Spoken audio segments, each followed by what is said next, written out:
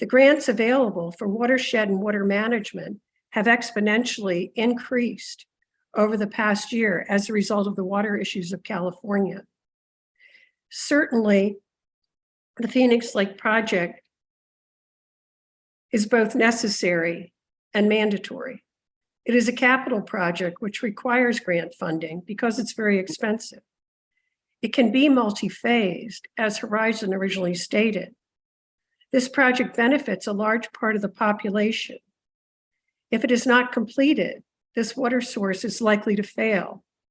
These are all terminologies that are included in the description of how to select projects for the CIP. It would seem appropriate and logical that the Phoenix Lake project should always appear on the CIP. Of additional importance is that the Tuolumne County Grand Jury report in May of 22 recommended the TUD should actively develop a plan and pursue funding for the full implementation of the PLPRP by June of 2023. The grand jury comments speak to its expectations that TUD continue to commit to this project. TUD responded to that recommendation saying that it, quote, hopes to develop a plan, period. Constructing a multi-phase plan will offer a plan for the grand jury as well as the CIP to gradually complete. With the severity of storm damage this year, outlining phases of sedimentation control, sedimentation removal in the watershed seems obvious. Certainly, Phoenix Lake has a place on the CIP. And hopefully it will be included in it today. Thank you for your time. Thank you, Sally.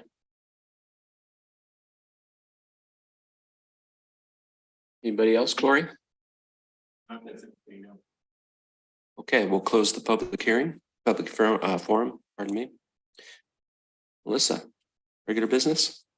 Okay, item number 1, introduction and discussion of the fiscal year 2024 operating budget. Hey, good morning. Before Steve gets going, I just thought I'd open it up by saying, good morning, President Kearns, Vice President Ringen, Director Boatwright, Director Balin, Director Jacobs. Thank you for taking the time to be here. As in the most recent past practices, we've held this special meeting to give you this introduction and discussion of both the operating budget and the capital improvement plan. Just as a forewarning, because of the extraordinary times we are in with the inflation and cost of services, this one you're going to find it's a little bit upsetting and troubling, but it requires, some hard work. I know that we can work through these challenges, but you're going to see that we've really worked hard, rolled up our sleeves, and found a way to a good, solid budget considering our financial situation. Thank you for being here, and looking forward to a healthy discussion. Take it away, Steve. Take it away. Good morning, all. Steve Sheffield, your finance director. As Melissa read to us, we really only have 2 items today. This meeting historically has been termed a workshop because really we're not asking for any action. It's an introduction. It's a discussion to show the board where we're at in the budget process, what we've come up with so far, and what our recommendations are. The last couple of years, because of the extensive CIP number of projects, money allocated, and that, we've usually kind of led off with that. But this being a unique year with the projected deficits, the proposed increases, we felt that really at this time, it's better to lead off with the O&M budget and then basically come up with what we feel is our best estimate as to what's available for CIP this year. There's clearly not sufficient funds to proceed with our 5-year CIP plan. So that's the approach we're taking. Before we get started, just kind of a recap on a couple things. Up till now, April 27th, at the last board meeting, I reported to you, April 27th, the proposed notices were mailed to all the customers. Coming up, May 31st, we will actually have our first published notice where it'll go in the Democrat. It is on our website, dedicated page that includes all the information and then some. June 7th, there will be a second notice as well on that. And then June 14th is the public hearing. So that's kind of a recap where we are on that. So we have about a dozen slides here. And sure we're up and running here. So the idea is really to run through this. Feel free to stop me, but perhaps this may initiate some discussion and feedback. Unless you stop me, I'm just going to go through these slides relatively rapidly, slow me down if need be on it, and we'll go from there. We all right? Yeah. Okay. So first of all, just a recap of our calendar. Each year on February 28th, the board received our mid-year review showing our actual expenses to date and projected through the end of the year. The beginning of April, budgeting began with the various department heads and Eric and his side of it. We brought it back April 28th to Dawn and Eric, and we got together with other Eric and all the superintendents to talk about CIP and where it was really looking that we'd be available for that. And then May 5th, we kind of finalized what our best efforts were with the budget and the numbers at that time. So here we land on the budget workshop for today's discussion. Historically, we always adopt the budget the first meeting in June. Our fiscal year end is June 30th. So ideally, we always want an adopted budget before July 1st. It's nice to have that couple week cushion to get everything in place as far as the accounting software and the budget reports and all that. But we do try to allow, if after today we felt that an extra meeting might be necessary or needed, we provide that within it. So what we want to present today as far as topics is we're going to cover revenues in the budget. We're going to look specifically at labor. Obviously, that's our biggest category of expenditures.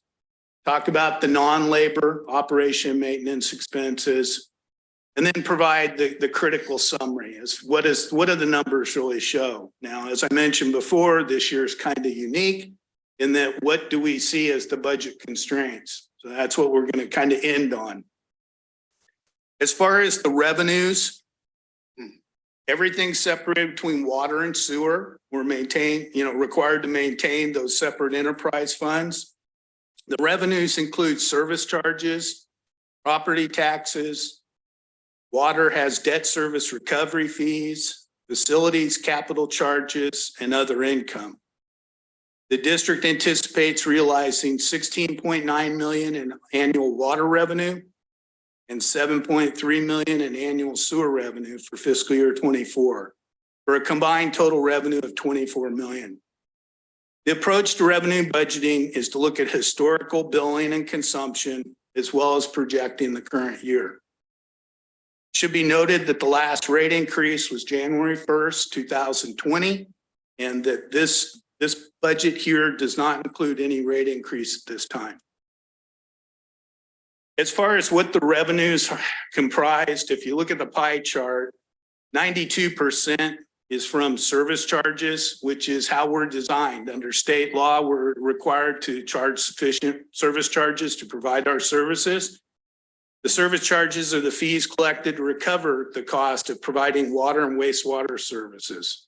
Important to note that per state law, revenues shall not be used for any purpose other than that for which the fee or charge was imposed. Under our current structure, we realize approximately 75% of this revenue from base charges or fixed charges, and then the remaining 25% is based on volumetric or consumptive charges. As far as capital outlays, this pie chart obviously changes significantly this year or this presentation, mainly because of the capital number. As it breaks right now, the budget is 23.6 million. Consistent with the type of service we provide, the primary uses of expenditures in the district budget are personnel related, meaning salaries and benefits, materials and services. Obviously, if our capital budget was 9 million rather than $3 million, then that piece of the pie would be significantly larger as far as the percentage base. Labor makes up 13.9. Steve, we have a Oh, question. I'm sorry. Do you prefer questions at the end? Well, that's going into it. I can go either way. My pace here, we can go through and do that and circle back to it. Or if you'd like to stop, either way, I'm fine. Okay, I'll just ask. could you Sure. Just go back to the last slide. Revenues? Yes, thank you. Okay. And the question, will we have a copy of this PowerPoint? You can if you so desire. Okay, well, I noticed it wasn't in the packet, so Yeah. I'm requesting. or would- Normally, these discussion groups, rather than send something out and then you spend a lot of time going over, it's really designed to you to listen to me and show you what's here rather than just read the chart, but Okay, certainly. And my last question is the 2 slides forward, please, the pie, the next slide, please, of the capital. How much is retirement, health benefits and all that of this capital? 14%. The capital is purely CIP. So that's the amount available for the projects this year, which we're going to get to in a couple slides. Okay, so in the labor, that's the, And the labor is the next slide I'm showing you as far as the breakdown. all right, thank you. We're good? Yeah, and stop me. I don't look up when I'm talking like this, so get in a groove. So this slide represents the total labor. As we saw in the previous slide, labor typically makes up about 60% of our annual budget. For 24, we've come up with 13.9 million. The labor budget's prepared by analyzing each employee and forecasting all the related factors, including overtime, step increases, workers' comps, insurance rates, et cetera. Important to note, for fiscal year 24, the district is proposing no change in FTE. So what you have here, out of the total 13.9, approximately 8 million is for wages. Then the next 2.2 million goes to insurance, which includes health, dental, disability, all those related to the actual employees. PERS is the retirement system, 14% to that.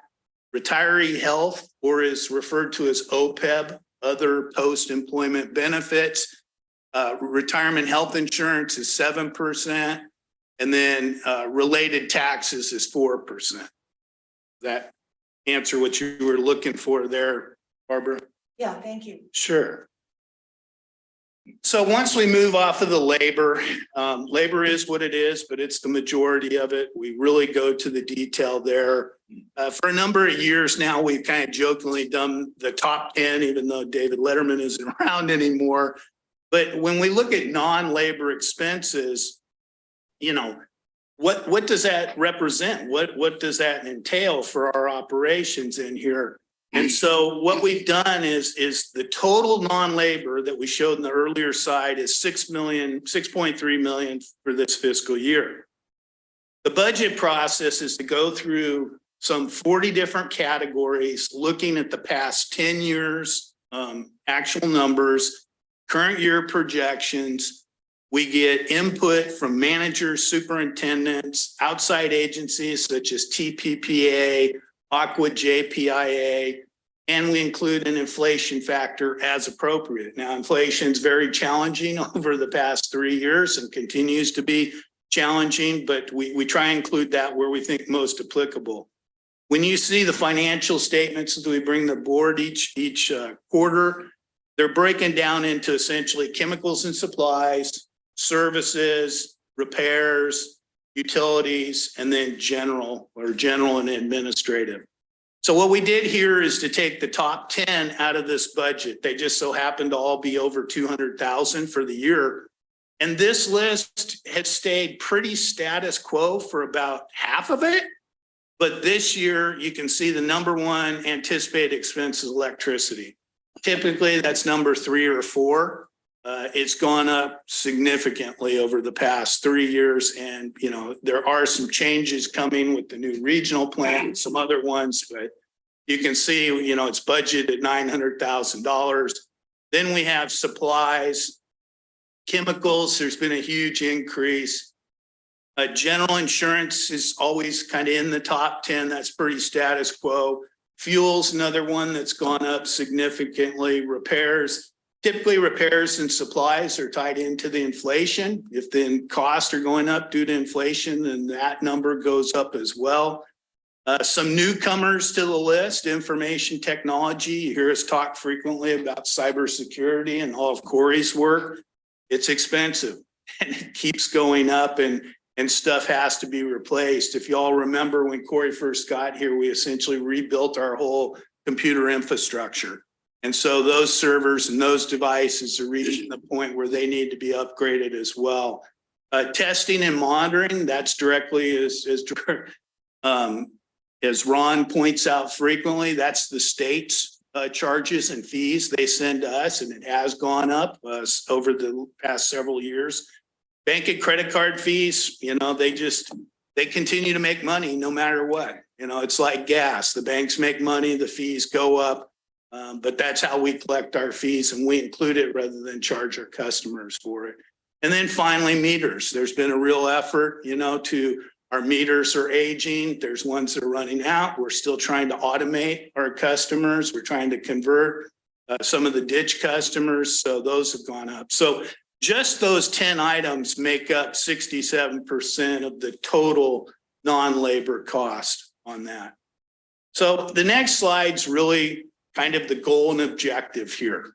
Where do we stand? What are we at? We go through all this detail, all this analysis. We also did it as part of the rate study and the cost of services study. And it boils down to this. You have 2 columns, a water fund and a sewer fund. You bring in the total revenues. You subtract out the labor. You subtract out the services and supplies. Debt service, that's our current debt service for next year, both interest and principal, to give us our total outflows. And that's the result is the net before capital of 2.5 million for water and 870,000 for sewer fund. Now, given that we don't have a rate increase in place, we're still working on that and going forward. Our adopted district budget policy says we shall have a balanced budget.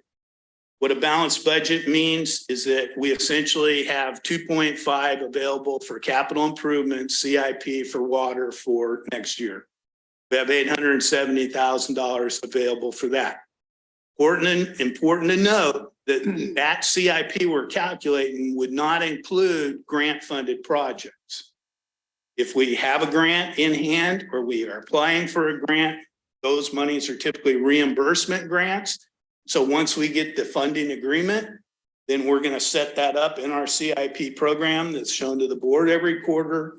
And that's where those revenues, but going into it, we don't have anything to include for those. So we'll circle back to this, I'm sure, and there's only a couple more slides for you. But this is what's different this year. For lack of another word, I'm calling it budget constraints. But, you know, when we look at where we're at, what the board has heard before with the projected deficit, with the proposed increase and everything else, if nothing is done, if we have no rate increase, nothing's changed, then we have to have a budget that reflects that. And that reflects mandatory cuts. So, you know, anytime you do these mandatory cuts, where do you start? What can you do? You look at our breakdown between CIP and labor and those sort of things. The concern and question is always, if you cut or you defer something, it usually costs more in the long run. We don't fix that tank today. 5 years from now, that's going to cost more to do that. And the other real concern is that if we look at cutting, then what effect does that have on our level of service to our customers? Clearly, they go hand in hand. So in preparing this budget, the first thing that we did that I just mentioned on the previous slide was per the adopted 5-year plan, CIP for fiscal year 24 was over $9 million. So the first cut we made was to reduce that to a total of 3.4 million, give us that balanced budget. And that results in a reduction of 5.7 million or 62%. Pretty significant stuff. The next thing we did is when we met with the superintendents early on is we asked them if this stays the same, no increases, no changes, anything else, we'd want to analyze any, what I'm calling maintenance costs to have a goal of reducing it by 25%. Now, when we talk maintenance costs, we're looking at repairs, supplies, tools, those sort of things that if any of those can be deferred, now, may not be the best thing. We'd rather fix it right now, but could we do that? Some departments, that's easier done than others. Corey can't really defer a server that's failing. He's going to have to do that. Jeff. So you're basically talking about preventative maintenance is what you're talking, right? Correct. Mhm. Correct. We always are going to have the emergency call. There's a leak going and we just have to find a way to pay for that. We Sure. do that. But, you know, again, like I said, these cuts aren't, you know, I just don't see us as having this significant areas where it's not like we have a slush fund. It's not like we budget over and above what we spend. We spend what we do every year, and it's a matter of prioritizing. You know, do you replace that tank or, you know, do you go dig something up or cut trees or do something else? I mean, everything's important in here, but this was kind of the goal given to them. And, you know, like I said, some departments are going to be able to do that and some aren't. Another area, and this is just, I'm telling the board how this budget was prepared and what's included in it. I'm not saying this is right or wrong or the absolute only way to do it, but this is what your best minds came up with to result in this budget at this point in time. The next item was consultants or studies. You know, in our business, we always have consultant or studies. Some of them are grant funded, some aren't. Some of them are to be shovel ready. Some of them are for a project down the road. I mean, they're all flavors, all designs, but at this point in time, the consultants and the studies are very expensive. And even when we have a grant funded study, to get us a grant or get us something else usually involves additional time, effort, money on our side as well. So that's how this budget was prepared. Another area that's gone up significantly, mainly due to the PG&E negotiations and some other things. But for right now, for this budget, we just have to cut attorney's fees. A lot of the attorney's fees were related to the PG&E negotiations, some of the specialists, some of it was related to the change in general manager and having Jesse here every meeting and that. But, you know, that's another thing going into it. We budgeted to reduce attorney fees. We mentioned this earlier, I don't know, a month ago or somewhere on that, but in looking over the budget, we really came up with, we need to budget only for essential conferences and travels. Some of it, you know, somebody has to be certified, they have to go take their tests and do that. But, you know, for instance, you know, we didn't go to Aqua. Some of our guys didn't go to a trade show, some of that sort of thing. And again, you know, it's unfortunate because there's real benefit there, but we just have to look at what is essential related to this and on a case by case basis. And that includes the board's budget as well. Just want to put that out there for all of you when you see that. The final one that we've had a lot of internal discussion on, and you know, I'm just going to put it out there that in order to get this budget here, we just looked at, we can't afford dues right now. So when we look, and when I say dues, you know, the very expensive dues are Aqua, CSDA, Mountain Counties, IRWM, Farm Bureau, Tuolumne County Chamber of Commerce, and TUD. Those right there is $74,000 in our budget. So I know there's going to be some real mixed emotions over those, but for right now, we have not budgeted those items. So the result and the reason I went first rather than Eric is Eric only has this $3 million to play with. So when you see his list of CIP projects, whereas before it was typically 100 items, or 50 or whatever, it's just a handful now. And so, you know, Eric's got a presentation. He's going to go over that. But really the intent is to share with the board where we're at, the numbers, the balanced budget, some of the concepts in there, and to have a discussion. Any questions for Steve?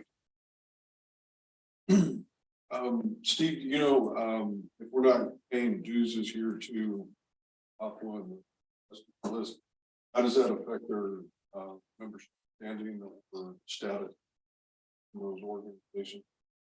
Well, when you say membership standing or whatever, you know, if we, I wouldn't say cancel, if we do not renew our dues, then we are not a member. Essentially how it works. Now, if the financial situation were to change, the rate increase was to pass, hopefully before they come due for renewal, then we would just continue as we always have. But some of these organizations, members come and go based on financial needs. That's how it works. And then back on slide 11, the consultants and new studies. What effort to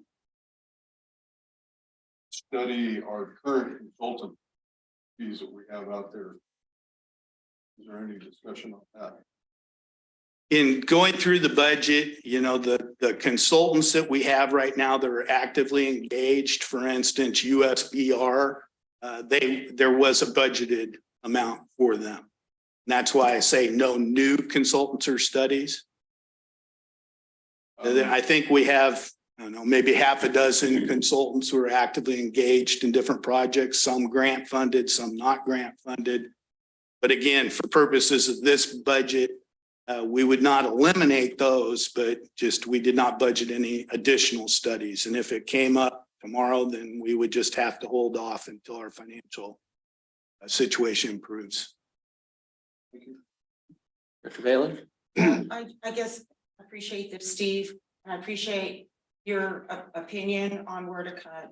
And I look at us as directors where I'm concerned that this information will be then morphing into fact that this is where we're going without any board input on board direction and board values on this. So I just feel like this is, like you said, just a discussion on where staff feels that cuts should be made based on staff values, that the board has not had an opportunity to input what we value in that list or any other belt tightening discussion. For an example, additional use of volunteers or different opportunities, like, do we have to, I'm just throwing this out, how much does our reclamation luncheon cost? Why do we have to print the bills in color?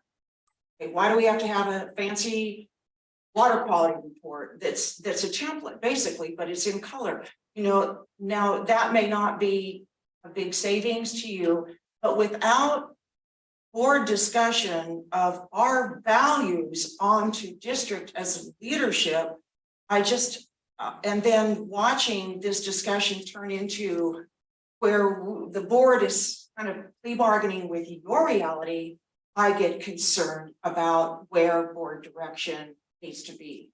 I have no information on how much money is grants. I mean, I would like a board direction to be try to leverage our money and work with grants as much as possible. I know you do, but it would be great to have it as board direction. So every cent of TUD's money is is leveraged. And I am serious about, my bill doesn't need to be in two colors, blue and yellow. I mean, how much does that cost to use the color print for stuff like that? So I mean, I know that is, I would have a different list than this, and I appreciate this list, but I'm very concerned that then we assume it's beyond discussion that this is where we're going to cut. And I just haven't felt like we as a board have been given direction to where we weigh in for the values of for the whole district. Like, so that's, I'm not picking on you. I just can see how this is beginning to weigh, if you will, so that we're just inching closer to these constraints. And that's, and I just, excuse me, and I just have concerns about that as from my view. And in response to all the board members here, you know, that's exactly what today is for. Okay. In January, you were brought a projection that showed a terrible deficit for 5 years. We provide you all the detail. In February, we brought you a cost of services study. We went over in detail. In March, we came back with a rate study, asking for the board's input, showing them what it is, saying here it is. So this is the budget.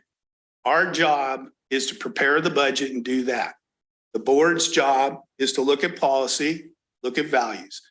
This budget was prepared in accordance with our district adopted, board prepared strategic plan. We have to look at everywhere. I can tell you right now, the color bills is hundreds of dollars. We've looked at before, we've analyzed it. Unfortunately, we have a budget of $25 million. There isn't fat out there. Where are we going to go find? I mean, we worked our butts off to find another $1 million for CIP. We did that and we looked there. So, you know, the ones you mentioned in there, we've considered, we've looked at, it's a minor amount.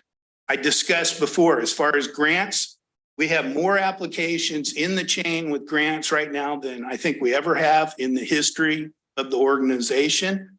We've realized over $15 million in grant revenue over the past 5 years. We're more leveraged than we ever have. But as I told this board before, the reality is that if we don't have some form of rate increase, it's going to mean cuts that will affect level of service to the customers. And, you know, do that. As far as what we cut and where we cut, I mean, the vast majority comes out of CIP, unfortunately. The only concern and hope is that we don't have imminent failure. We never planned on that tank falling. But, you know, what is getting cut out of that? And then what's that ultimately is going to cost the ratepayers more in the long run to do this here. So, you know, what you mentioned, I appreciate, Barbara, and nothing's being shoved down your throat. There's no action being asked for today other than to have this discussion, to have board input from all of the board members. The next step, if all of you said, hey, you guys did a great job, you did just what we pay you to do, you're the experts, it's unfortunate, but we're going to go for it. The next step is June 13th, we would bring you back a full-blown budget report by department. And that's, nothing was provided today because, again, it's just a discussion here. Tell us your values, tell us what we can do. We can look what it do. Again, the challenging part is how do we make up $7 million? And that's, you know, the most frightening and upsetting and thing we have with what we're dealing right. So nothing here is set in stone. This is your staff's best advice to you and what we do right now. Now, going forward, if the financial situation were to improve, the grants, rate increases, outside partnerships, whatever it may be, then obviously we would modify and amend the budget as appropriate. But that we wanted to have this discussion intentionally. We have another board meeting next week. We can talk about it again then. We can have another special board meeting. Ideally, we adopt on June 13th. If that gets pushed back to June 27th or whenever it was, so be it. So, and Barbara, I appreciate your honesty here. We're trying what's best for the district and what's best for the board.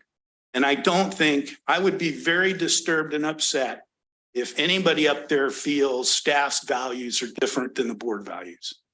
Because we have a strategic plan that I think spells it out very clearly, and that was adopted by the board, and staff management takes it to heart. Those are our values. Our values are our customers first. Reliability of safe drinking water and sewer, and then our employees. Yeah, and I appreciate it, and I'm not picking on you. I am frustrated that the word values could be applied in different ways. You know, like there could be an inference that you guys are making your decisions based on health and safety, number one. You know, I mean, I've seen the chart and I see how you guys decide stuff, and it's all transparent. What I look at are strategic priorities, so that everybody is clear that my strategic priorities are PG&E, CDP, PLRP, water quality in our conveyance systems, and the actualizing every concern that was in the grand jury. I'm just throwing these out, but at least the first three are PG&E, CDP, and PLRP, so that those are my, you could call them values, but they're my strategic priorities.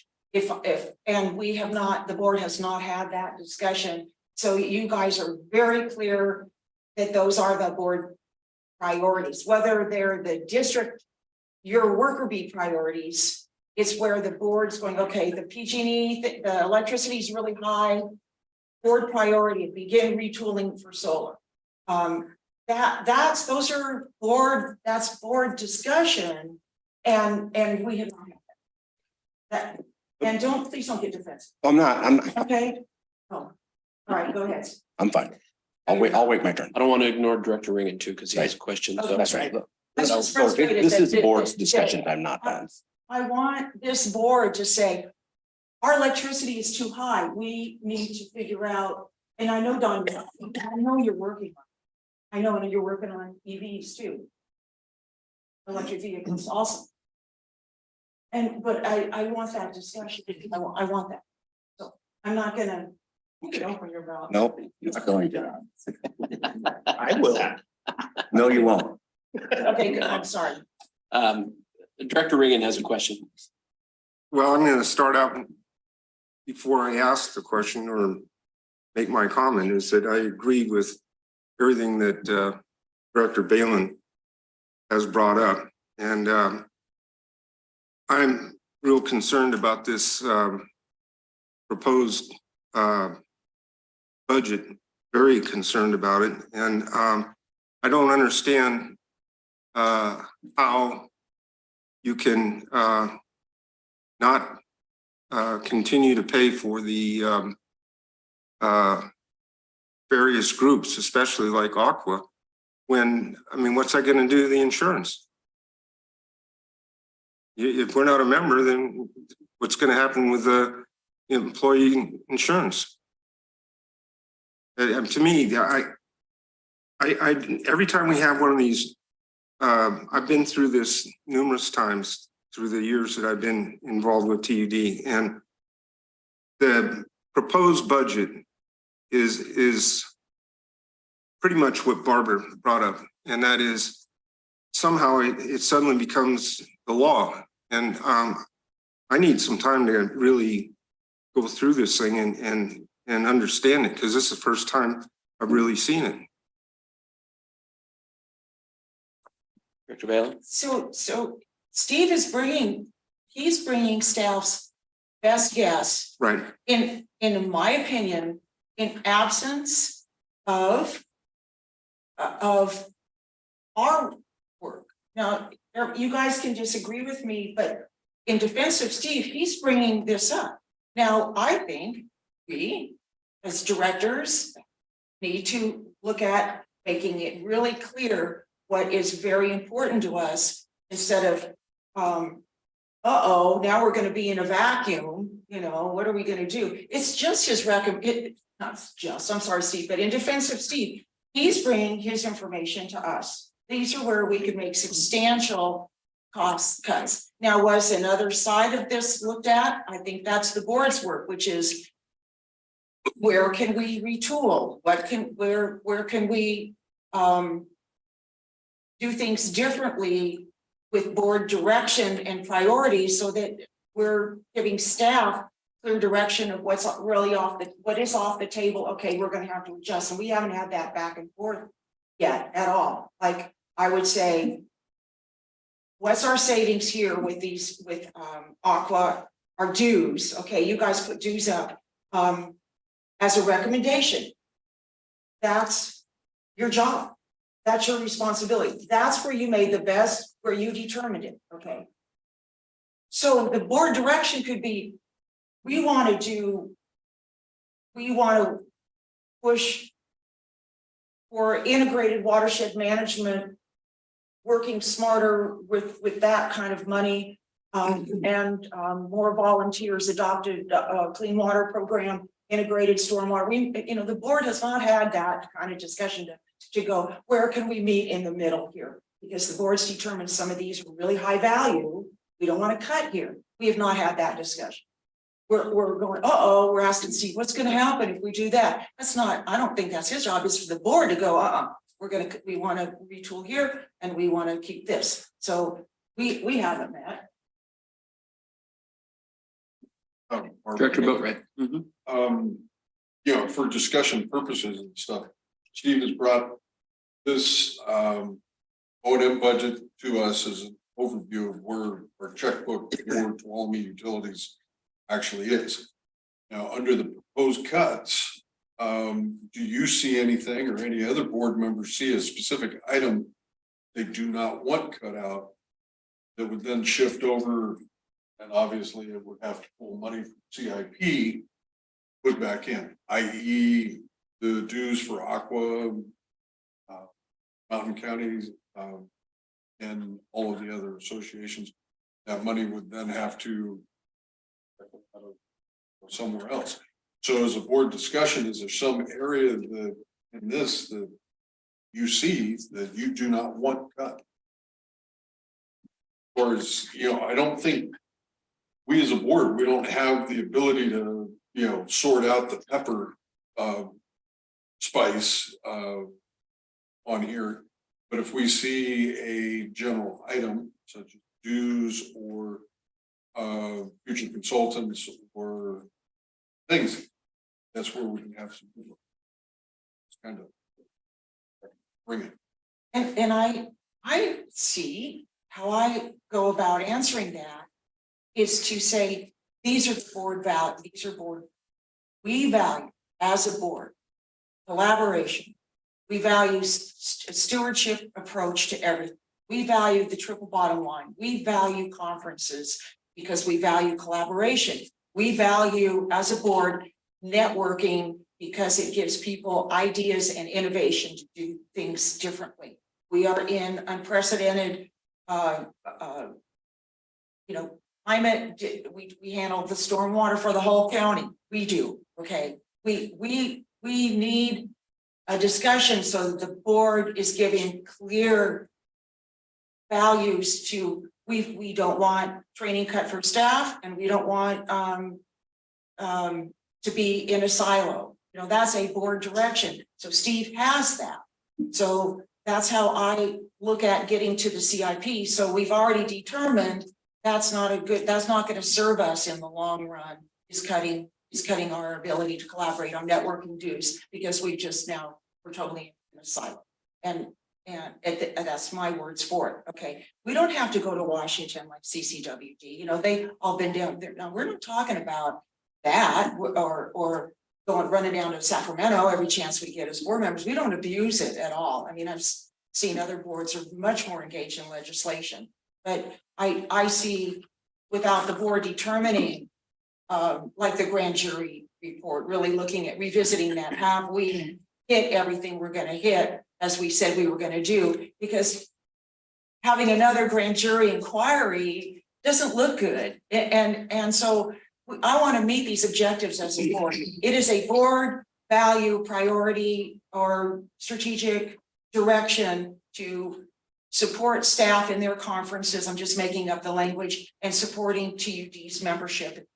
Okay, we identify that as a value. Steve would have that information. And then there may have to be something that wasn't here on the table that staff has to go back and take a look at. Yeah, and I believe, staff is saying strategic plan. My question was, is it just any specific area or senior that you don't want from what is obviously our current budget or is the list of items, Steve, could you scroll back in the presentation a little bit? Oops. While Steve's scrolling back, I would just take some time to comment before I forget too much. One, Steve is doing the presentation, and pretty soon Eric will be presentation. Does not, the information, what they're presenting is a team effort. All of your managers participated, many of your superintendents and staff participated in forming this, putting together this information. It's not just Steve, or it's not just Eric Johnson. Barbara, as the general manager, I can assure you all of the values that you just mentioned are our values as well. 100%. What's not off the table is PG&E. That's clear. What's not off the table is Phoenix Lake in any shape or fashion. None of those things are off the table. They're just not. I'm going to make an inference here, but I feel like there's an awful lot of concern about fees and dues and what those implications are to our ratepayers. I've heard yet nothing discussed about the 62% of the CIP that was cut. That seems pretty dramatic to me, pretty and upsetting. I told you in the very beginning, what you're going to hear is upsetting, and it's dramatic, and it's just a circumstance of our time right now. It's not the end of the world. We are going through a 218 process. If we are successful with the 218 process and we get the rate, this whole conversation is going to change. So not to make light of $74,000, but that literally means 2 or 3 in-house small projects that actually will have a positive impact on our ratepayers. It will touch their property. I'm not saying that Aqua, CSDA, RWM, I love CSDA. It's one of my favorite ones. I'm not saying those are not very beneficial to this district. They are, but they have their place in the priority, if you ask me. Now, that being said, if there's a consensus to add all of those dues back in, they'll go in a heartbeat. And they'll go in before the lights go out in this room here. But something's going to come away from CIP or an O&M project. This is the time to discuss and hear what we had to say collectively. Give us your input. There's consensus on something like Director Boatwright is suggesting. Let's just work through the ones that you have the most concern with. And if there's consensus, we'll change it. You are the boss here. All 5 of you are the boss. We're we're paid staff, professionals with hundreds of years experience, giving you our best advice. There's a B. I don't know if anybody's, is that a B behind you, David? No. Okay. Mosquito. Sorry. I don't like bees. I don't like bees or spiders. So. Sorry. I'd like to jump in here, Don, if I could. And you're right, that's what jumped out to me as well too, is a 62% cut in CIP. I need to make one other comment here too. And I've seen this over and over and over again in my own, on the private side, my experience over the last 3 or 4 decades. And it happens every time when we get into a situation that we're in now, when we're faced with making cuts. And this meeting is no different. We have to get past, as directors and as staff as well, we have to get past our own personal sacred cows. We just do. Because when we're faced with these kinds of things, we have to take a look at the big picture. We have to pay attention to what's right for our ratepayers. We have to pay attention to what the right thing to do is. And I know I have my sacred cows, and I know it hurts, and there's things I don't want to do when it comes to these situations. But at the end of the day, we have to. And so I ask all of you to have patience and to try to look without, try to stand back out of the box and look with customer related eyes. And I'm not passing any judgment here. So don't think I'm trying to point a finger at anybody. And I am, because I am not. If anything, I'm pointing it to myself more than anybody. Because again, when we get in these situations where we have to find dollars to make up for holes that need to be filled, it's very uncomfortable. And at the end of the day, you have to do what's right. You have to do what's important, and whatever it may be. So I just wanted to throw that out there to everybody. Thank you. Anybody else? Comments? Dr. Ryan? Yeah, and I hate looking in a rearview mirror because that's not productive at all, but it sure irks me that we had such a conversation and delay in getting moving on that rate increase, because we are now out, what, 2 months more than what we should be, and this wouldn't be this if we had already got that thing moving. So I'm really disappointed about that. You know, I'm going to bring one other thing up too. And before everybody picks up whatever's within reach and throws it at me, but I can hear based on my comments just a minute ago, I can hear our ratepayers who may be watching this at home. I'm going to bring it up, the L word, and it's the labor issue. What, if anything, can be done about the labor side, because that is our biggest expense. And we wouldn't be doing our job if we don't at least address this. So we need to take a look at that and see if there's anything that can be done on that as well. Again, sacred cows, looking at it without jaundiced eyes, and standing back and from the outside in. So I'm going to bring that up. Director Ringen. The other thing that I think that we need to look at, or have staff look at, is every month I go through that claim summary. And, you know, I was in the construction and remodel business for a long time. I have tools that I bought in the 60s. I go through that claim summary. There's tools bought every single month. And I don't know whether there's a hole out there somewhere that they fall into and get lost or what, but I think that needs to be looked at too. I can't understand that. Well, just so I can clear up the record a little bit. Hopefully there's probably a tool or two in a trench somewhere along the way. I can't deny that. As of late, you know, because of CARB and other issues, we've been trying to move towards electric tools versus gas powered tools. So that was some of those tool purchases that you're referring to. But we have addressed that. We've talked to Eric, he's talked to staff. We're going to wait. We're going to take a pause on all those things. Unless it's absolutely necessary, we're not going to buy it. It's about time.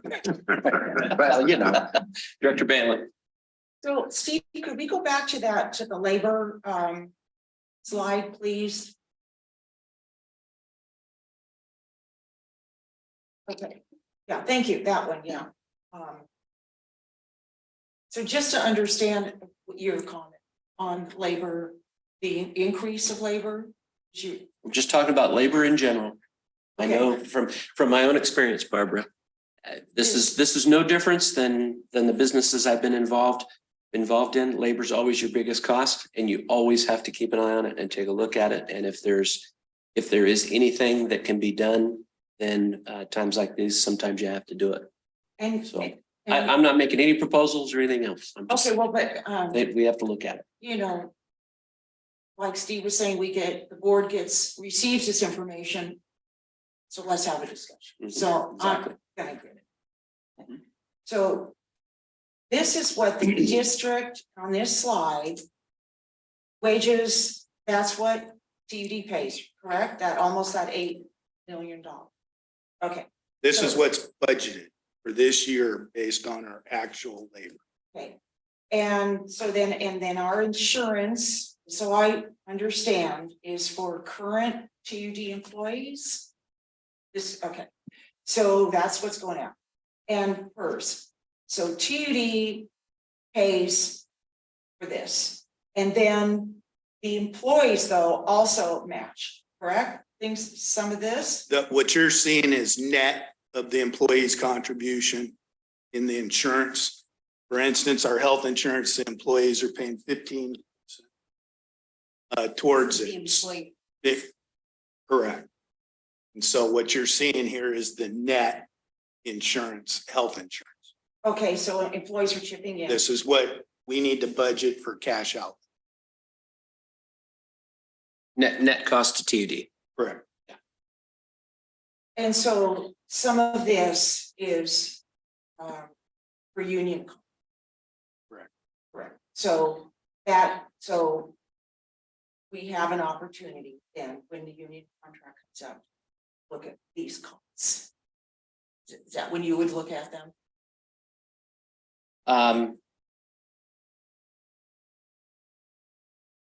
Ask that question one more time. Do you have union employees? I do not. Okay, that's answers So- the question. Yeah, but when I Okay. brought this up, one thing is, every position in TUD from top to bottom, if we get into a situation where we're strapped for cash like this, is there a position or multiple positions that are not directly related to the benefit of the rate paying customer? And how does that play into delivering water and collecting sewer at the end of the day? So let's look at that, because with a more robust CIP, correct me if I'm wrong, maybe we haven't hired anybody, maybe we just use outside contractors. But wouldn't we have increased labor demand because we have an increased, I'm talking about force account, whether it's managing contracts, inspecting contracts, or being a contract inspector, or hiring another engineer. When we look at an increased CIP, how many employees has that demand? Well, we haven't had an increase of the number of FTEs since a bunch of years ago. We haven't increased our.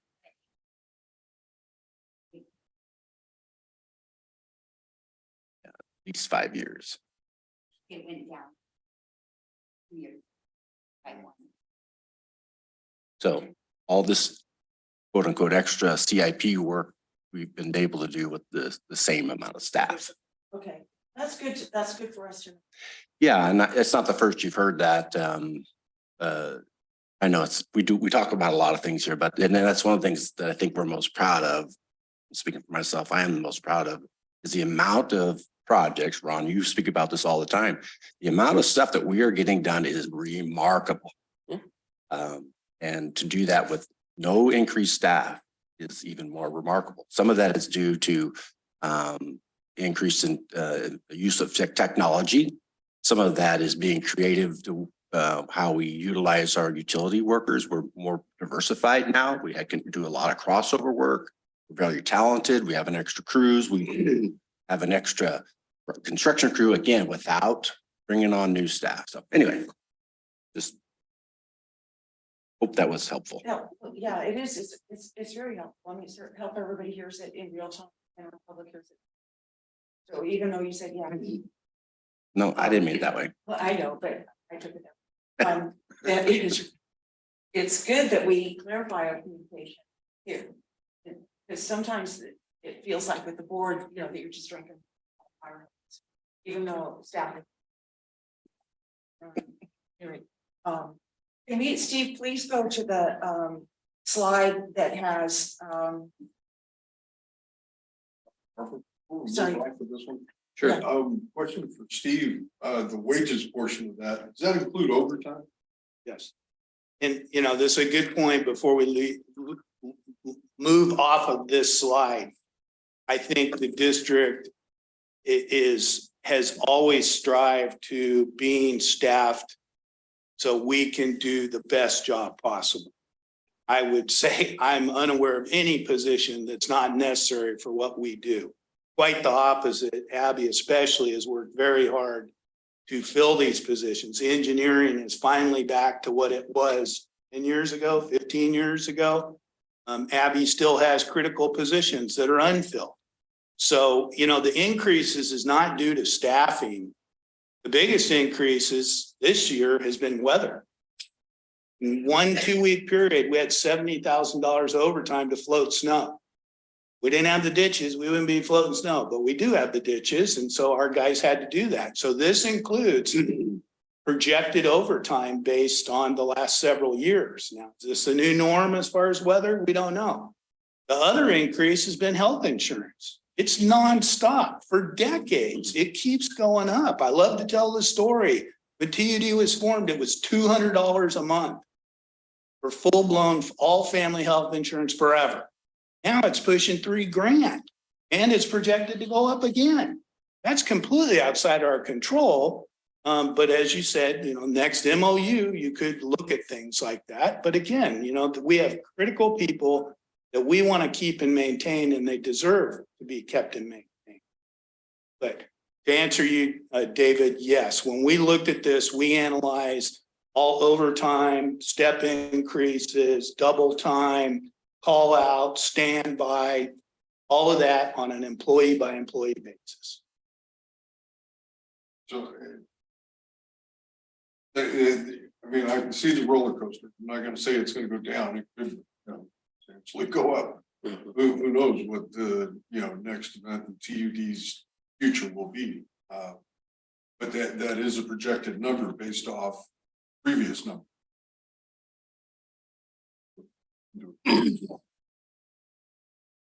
Well, like I say, I hear what you're saying, Steve, and I agree with you. I believe TUD is staffed properly.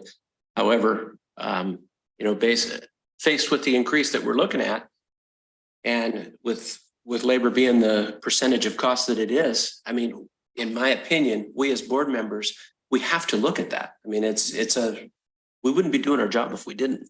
So, you know, that's. As a reminder to all of you, part of the full-blown budget report shows every department, every position, every staffing, the salary schedule, you know, the steps and increase, that's all part of the. Yeah. Barbara, did you have a slide you wanted to go to? Yeah, let's look at the one that's with the header, the electricity, you know, everything that's gone up, the top 10. Sure. Okay, all right, so I want to give Don an opportunity to, I think this is valuable, and because I was board president last year, I was a part of these discussions. And I just want to say that Don saying, all right, let's look at the electricity, it's not going to go down, it's going up. And this is also true with, this is an aqua thing, which I won't bring up, but there was a whole session on how is this going to affect fleets when we transition to electric vehicles, and how are people dealing with that? And I'll follow up later on that. But so Don was saying, all right, this is going to keep going up. Let's start retooling now for this. And if you want to take it there. And because I think it's germane to this is what TUD is doing it's going to cost us money to transition to solar. But if we don't begin to use our CIP and our ability to have consultants now, we're going to hate it. The ratepayers are going to hate it if we're waiting to the 11th hour and then we have to convert. The same with vehicles. So to me, it's worth a board discussion to go, this is a priority. I'm going to stay away from the word value because we all have the same values, like we're saying. So I'm going to say priority, but I want, if you could edify us on what we've been doing because of that number? Electricity. So a couple of years ago, I feel like it's been a couple of years ago, I went to a CSDA conference, man, it could have been last year for all I know, in Coronado, I think it was. And I met a gal from Site Logic, right? Well, Site Logic is a firm that you probably saw at Aqua. At least I think I saw that they were there. Anyway, we had a conversation. They're solar for the utilities and agencies like us, you know, for our size, not residential, but large solar. Well, didn't know this, but she had already been in contact with some of Eric's department or Johnson's department on projects, you know, potentially for TUD. So anyway, the relationship evolved, you know, recently, and Eric will go a little bit more detail. In fact, why don't you, and before I let you go talk about Site Logic and what we're working with as far as TUD and solar goes. Let's see, the EV, you know, EV. So CARB, California Air Resource Control Board, just adopted their clean fleets policy. So it's going to happen to folks like TUD, whether we're ready or not. It's not the last hour, but we have limited time to be prepared for it. In my view, you know, and I'm not the smartest guy necessarily, but in my view, if TUD isn't very proactive here, we could find ourselves in another financial bind just because of the clean feeds policy that CARB adopted, knowing full well, they know full well that the vehicles aren't there. They don't exist. They know full well that the infrastructure from PG&E isn't there. Their whole push is to encourage and force people to get moving. But we got a couple of years to get our ducks in a row. But on a small scale, you know, like I said, in our tools, we're trying to get away from the gas-powered generators and the gas-powered whackers and the gas-powered pumps and move to electric ones. But all those things cost money. So, but Steve, Eric, can you give us an update on Site Logic? Sorry to put you on the spot, but that's fine. The gal that you're referring to, her name's Jessica. Ritter. Jessica, yeah. Yeah, and so we and some of the board members too have participated in several meetings with Site Logic. Where we're at on that process, Liz has been the lead. Elizabeth Merchant Wells, our assistant engineer, and she continues to be in conversations with them. Is net energy metering essentially the program in which you know, a user or a producer, I should say, gets credited for the solar that they generate? That has been overhauled, actually effective April 15th. So in the last month or so, which is a pretty huge change to the solar market. What that means to us is we had a conference call with PG&E a few weeks before that transition. They had a hard deadline, PG&E did, for making application for solar.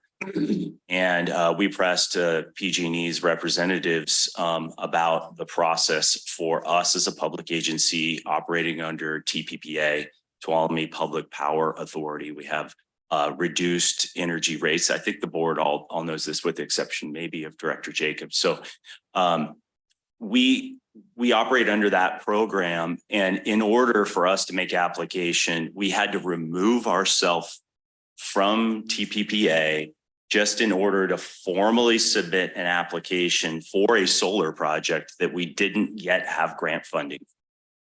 So at that very point, we dropped back, and Elizabeth continues to work with Site Logic, but our direction moving forward will be to utilize the RSBCT program through PG&E, which means that we're not going to remove at any point in time until we're absolutely certain we're ready to move forward with solar. We're not going to remove this facility, our wastewater treatment plant, or any of our other really large facilities from TPPA, because their energy rates are, I'm just going to say, half of what we pay with PG&E. So it made no sense to make that risk and that jump yet, but we are still programming and planning on coming back to the board with a potential project here, wastewater treatment plant, possibly one we've talked at Quartz Reservoir, that would allow us to generate power under the new net energy metering policy with PG&E.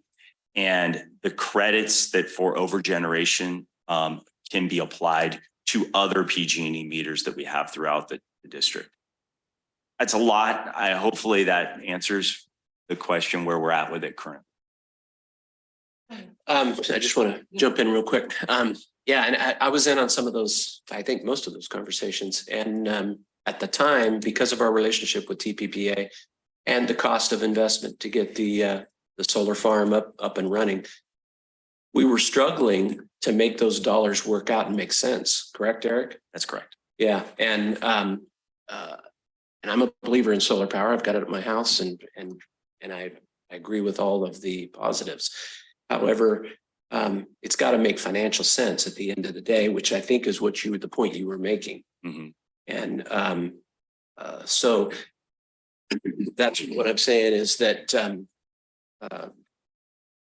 we've done a lot already, but because of that, that has kept us from going much further. Correct, Eric? Am I right on that? Yeah, we've just been the benefactor of low energy rates for so long that it's been a disincentive. It wasn't intentional, but we've gotten accustomed to this lower energy rates. Now, TPPA is increasing, PG&E continues to increase all the time. So as TPPA increases possibly more than PG&E, the incentive may reemerge for us to go to solar. And I'm not saying we're not going to, but I would say from a board value, priority, sorry. We really should probably pressure TPPA more to see if there's any daylight in there for us to have them amend their policy so that they aren't disincentivizing solar in Tuolumne and Calaveras counties with these low rates. There's ways to still offer low rates and allow public agencies to develop solar. You don't see it at the schools here. You don't see it at the county offices. There's a reason, and it's because we're all on TPPA. And as long as they come up with a way to do that without just raising the rates. Right. Yeah. Who was first? Director Jacobs. Good question. What's the percentage of our electrical energy costs, PPA versus GD? Oh, Wish I remembered that number. It's like TPPA is like 80. 75 to 80% of it. To qualify, basically, the arrangement, I forget how many, we have 200-300 separate locations that have electrical hookup. TPPA was originally formed. At one point, we were paying 20 to 30% of the going PG&E rate. You have to have so much usage to qualify for TPPA. So some of these smaller lift stations or other ones that we've done don't necessarily qualify. So we have 100 plus of these PG&E ones. But when we looked at this, you look at the larger one, it's going to cost us more. We're not going to save money with solar based on the differential between TPPA and that. Now going forward, or if we can get grant funding and everything else, that has to factor in on it. But TPA is the best thing for this county and all the agencies involved. And they recently added in both tribes as well. So they're in the mix as well. So all available accounts, they can be PPA are. Yeah, we monitor it every time, anytime we have a new installation, we see if it can qualify or what it does. But yeah, my accountant, it's part of his full-time job just to monitor these accounts. And then as far as I know, EA does not have a demand charge. Is that still the case? I believe there is. Yeah. On demand, an instantaneous demand charge will be a multiplier. Yeah. At some point in the race, i.e. if you turned off all the electrical equipment at the wastewater plant and then instantly turned everything all back on, your amp draw through your service, they monitor that, and that peak on demand can affect your overall rates. But as far as time of use charges, do they vary? It's a flat rate throughout there. Yeah. That's what I thought. Yeah. So that It's a huge benefit to be in TPPA. I mean, you got the county, you got the community college, the schools, us, and now the tribe as well. But we're one of the bigger users. I mean, we don't have any problem running electricity 24/7. We just use more and more, unfortunately. If we could do some consolidation and some other things, maybe, but you know, it keeps going up. And that's part of the reason TPPA's rates have gone up as well. And I believe that we're second to the county as far as PPPA. Correct. Correct. They keep building that casino bigger and bigger, so I don't know, maybe. So as far as solar and TPPA, is there anything in the works with WAPA, Western Area Power Administration, to incentivize solar that we know of? Not that we're aware of. I mean, we broached TPPA about what our options were in the whole bit, and they're just like, no, it just doesn't work with our system. So you know, we would have to make a dedicated decision to, like I said, switch from them to PG&E. And boy, you try reading a PG&E bill, talk about on-demand charges and everything else. It's many times hard to compare the two. Director Balin. Yeah, so, getting to this electricity part, do you see, the accounts with PG&E, increasing over time? In usage or dollars? Just both? Yeah, I mean, the PG&E's raised their rates. I don't know how many, I've lost count, how many times they've raised their rates since COVID started. But our usage as far as the PG&E accounts is fairly stable because they're small units. We see a much bigger swing due to weather-related events in our bigger facilities. Most of our treatment plants are running 24/7 anyway and doing that. The big kind of unknown is how the new regional plant's going to shake out. We've got some projections in this year, but once it's finally completed and up and running, we'll have a lot better understanding and projection of that. So, our regional sewer plant, we anticipate the electricity going up because we're creating jury water, or It's what? because of the system. Correct. You guys want, you know, the pumps and That's what correct. it takes to do it. Simply stated, that's correct. Okay, and to maybe offset that, we're looking at some solar there. Solar there or solar here. You know, I think the bottom line is by hook or by crook, we want to reduce our cash flow for electricity. So whether we reduce it here by generation or reduce it at Quartz by generation or the treatment plant by generation, reduce our overall cost. That's the goal, right? And so back to your comment, which is a good one, which is looking at cuts, immediate budget cuts versus actually investing to save long. And in this case, the tailwinds are the legislation that's saying you will, even though there's no clause in it, but the charging stations, the infrastructure will swap out so much of your fleet EVs by a certain date, which is right around the corner. So even though it takes water to prime the pump, we'll have water. You know, that's a metaphor for we are investing in retooling now rather than wait till we get fined or the state steps in or it gets complicated. We don't want the state to step in.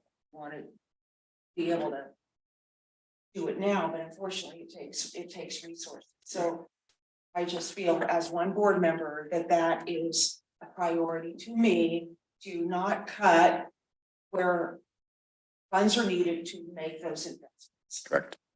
We agree with you.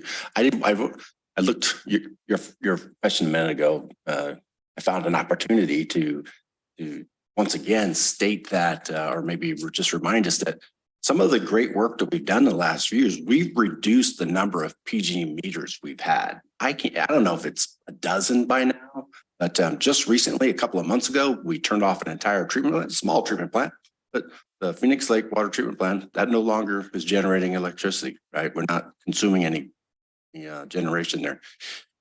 Maybe later this fall, we'll have this intertie between Upper Basin and Scenic View. And if that happens, we potentially could turn off another treatment plant. So all over the place. We're reducing our consumption where we can, but not at the rate that the price of the electricity is going up. But we're doing our darndest to get off the grid as much as we can. Just the Go ahead. dollars have to make sense. I mean, they just do. And I'm all for that investment. But again, like I said, the dollars have to make sense. They just do.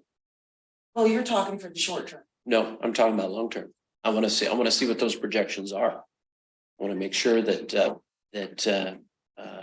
you know, like we're not, I don't believe we're not to that point where you're talking about yet, because there's still a lot of unknowns. But those conversations we had 6 months or a year ago, whenever that was, it was clear that that if we were to go forward at that point, it would have taken generations to get that money back through the solar system to you know, to pay for that investment. That's too far for me. I'm just one board member, but if there are other solutions that bring that down to an acceptable level, I'm all for it. Including grants. Absolutely. Yeah. Mhm. And they were going after, correct? You touched on it. It's the grants are the key. Otherwise, that it wasn't penciling out, and they are going after grants. I think that just to be frank with you, they took a little pause because of this hiccup with that hard deadline for application and having to wait until after the new net energy metering takes place. So I just spoke with Liz earlier in the week, and I said, Liz, we need to get back in touch with SiteLogic. And she said, I think they're buried.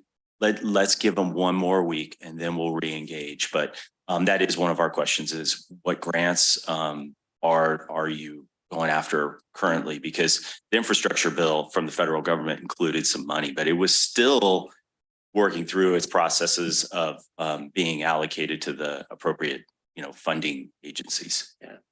I don't think I'm not speaking for the board, but I know I would not be in favor of getting in a situation to where we make an investment in a solar project, for instance, that doesn't pay off until some years past the projected life cycle of that solar system. Because now it's, theoretically speaking, then you have to replace it and you're still paying for the one you just replaced. So that's what I'm talking about. Yeah. We don't want to get into that dog chasing its tail situation. It's got to make sense. Yeah. Then when it does, I'm all for it. Yeah. With the return on investment for solar kind of being off, going back to reducing. And we haven't seen the studies yet, as far as projects to move forward with there. The TUD has a potential with the building of transmission lines interties through the system, continue the trend of taking a water treatment plant offline and centralizing or regionalizing solutions. Where are we going? Love the opportunity to talk about this. It's really just kind of organic, but so I just mentioned that we, recently took off the Phoenix Lake water treatment plant. It's a groundwater treatment plant, iron and manganese removal. We have an intertie now we constructed last fall between Cedar Ridge and Crystal Falls water treatment plants. When we have power, and when we finally get back on power at Crystal Falls, we'll be able to turn off the Cedar Ridge water treatment plant. It'll save electricity there, but more importantly, it'll save some water because it'll be more efficient to run one plant versus two there. And we won't invest, I don't know how many hundreds of $1,000s into a tank up there. So all of that's good work. So anyway, so there's an opportunity right there. Crystal Falls to Cedar Ridge. I talked about, the Ridgewood pipeline down Phoenix Lake Road that will intertie the upper basin with scenic view. That'll be a third treatment plant we can turn offline. Later on this summer, Eric's crews are going to be constructing the transmission line from Confidence area down Mount Provo to Ponderosa. Now, eventually that will be able to turn off the Ponderosa water treatment plant. Again, it's saving not just labor there, power there, but we won't have to invest hundreds, if not millions of dollars in tank rehab, replacements in those projects. So All this is intertwined with our TWSOP, our Treated Water System Optimization Plan. We're moving forward, even in the crunch we're in, we're able to still move forward with some of these important strategic projects. They're really going to pay off benefits immediately. Barbara? Yeah, I'd like a little discussion on the staff time. Because like investing in other ways of retooling to get TUD where it needs to be in compliance, but in the future and eventually realize the savings sooner rather than later. I think that staff is working on that all the time. You know, you're having phone calls and you're meeting with folks and you're moving the district forward into the future.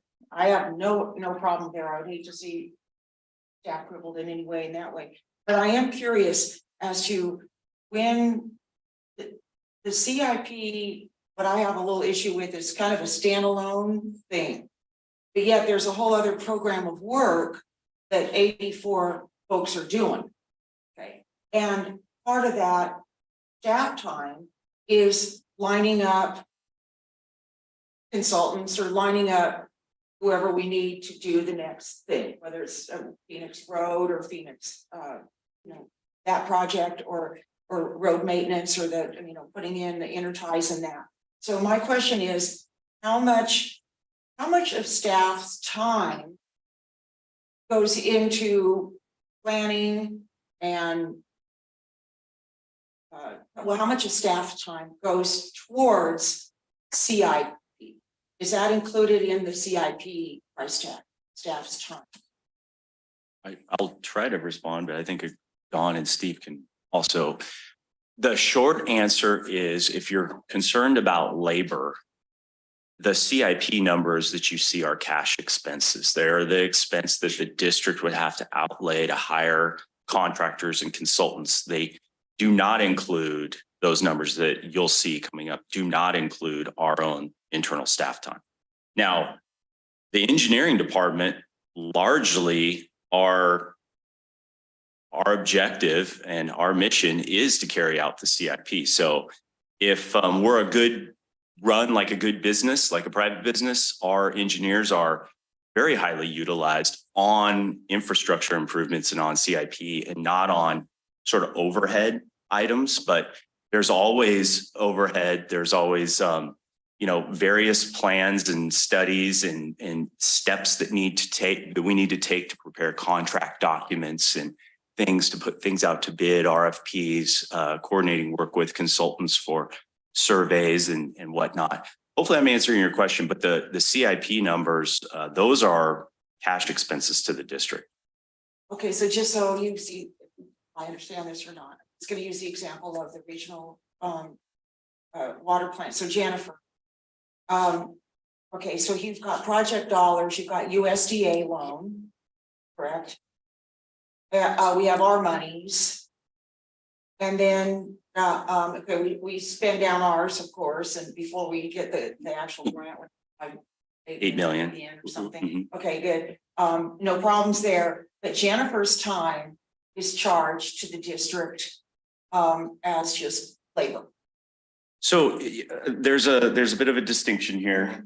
Yeah, let me try first. So when you have a project that gets capitalized, Steve and his crew, they still account for all the labor costs that went into a capitalized item, into an infrastructure project. But so they're capturing what it cost us, full cost for the regional wastewater treatment plant. But the CIP itself is just the dollars that we have to spend. The labor is a fixed cost. So that's separate.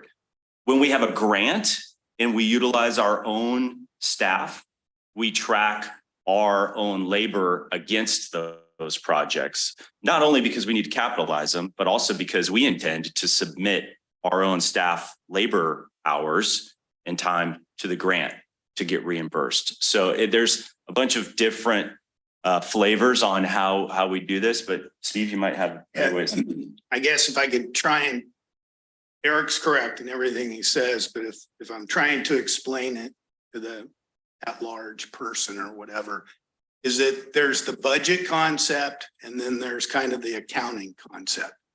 From a budget concept, every engineer, every construction maintenance, every employee is a full-time employee. And so in this budget I presented to you is them working full-time. Now, the crew may have a mainline break in Jamestown. They may be looking on Mount Provost, new line. They're going wherever. Engineers, same sort of basis. So the budget needs to include them just being here, right? So the CIP in the budget does not take that into account. What we're looking there is this going to be contracted out, or what materials do our guys need?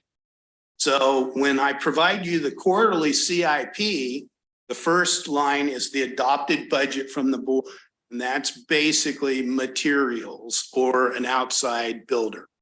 Then as you work across it, we're going to show our force labor, and we track it from an accounting perspective because we're all said and done. That treatment plant cost us so much, whether our guys built it or them. And so, you know, that's where we're presenting to you quarterly, how we track the CIP and what it is. But from the budget standpoint, we're not going to have those hours because they're going to be in the total hours. So what Eric's going to show you on the CIP is going to include, again, not the forced labor. Now, the reality of that, we talk in here all the time, is if we get a grant, that's true leveraging.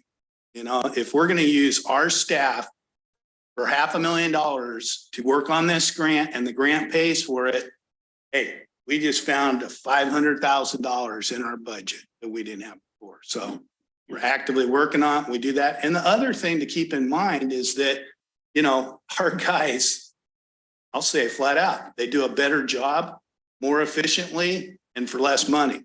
They just do. The problem is, how many guys can we have out there? If we have a mainline break and they all need to go fix it, we usually can't just jump out of the ditch and leave it an open thing in the road. Now we have expanded, you know, now we have 3 basic teams in construction maintenance. And so they're getting very good at doing that and continuing to complete these projects. That follow? Make sense? Yeah, oh yeah, Okay. no, it's great that I really appreciate it, and I think that some of these questions are necessary.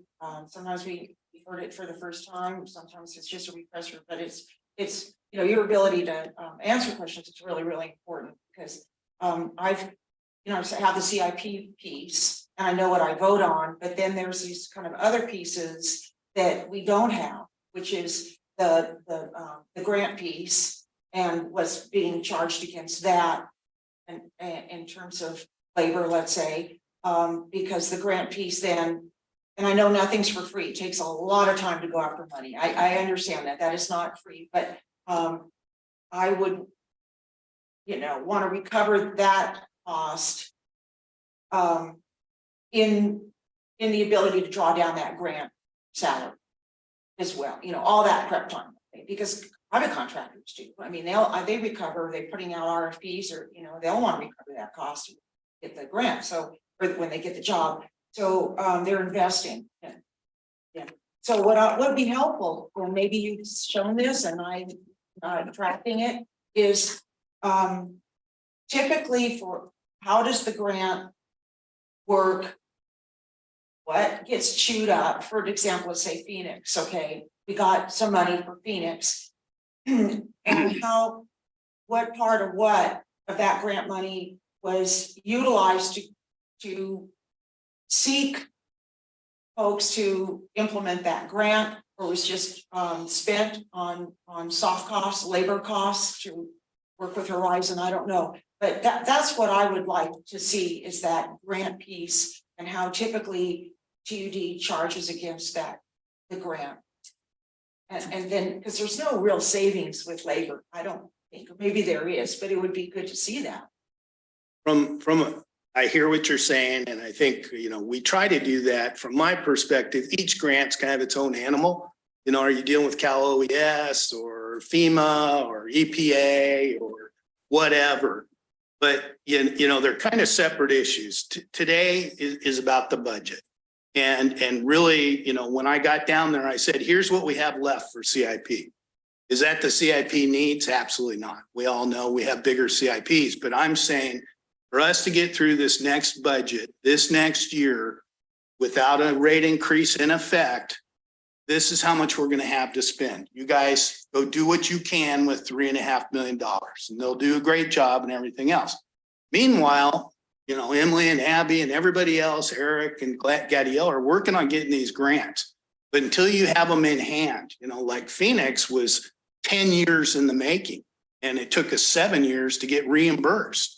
And there were matching costs by the district. There was some forced labor. There was outside labor. There was generally grants don't pay for the application preparation and some of that, but they're all different.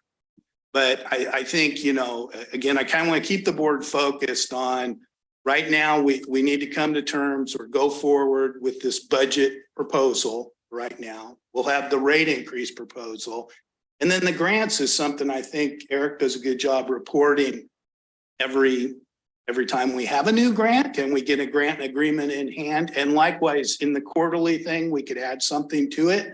But I think the CIP points out the grant projects, but if we can do something additional to have that discussion, I think that'd be helpful too, from what I'm hearing. So. Yep.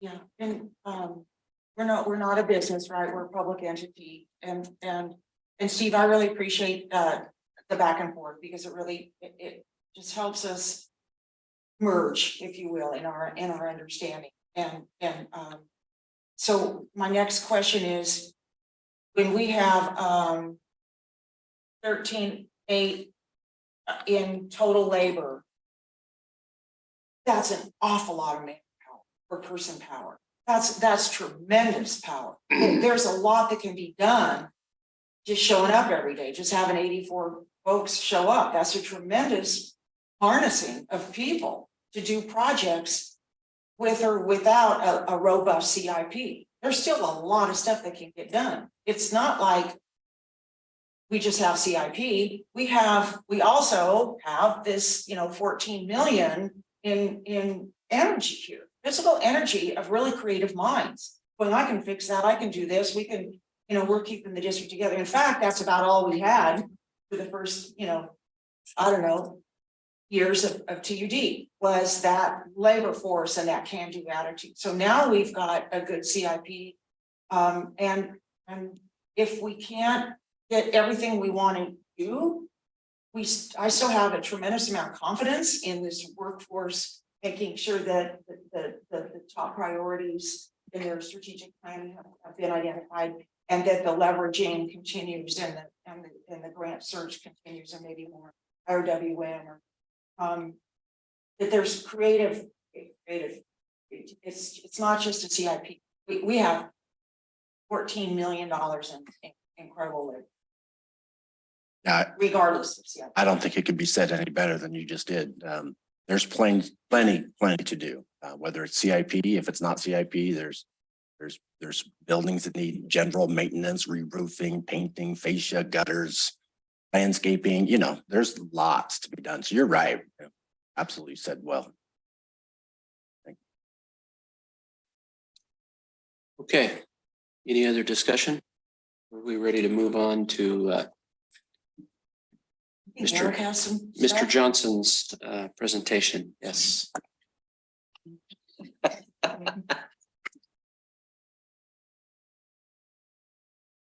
Melissa. Okay, item number 2, introduction and discussion of the fiscal year 2024 capital improvement.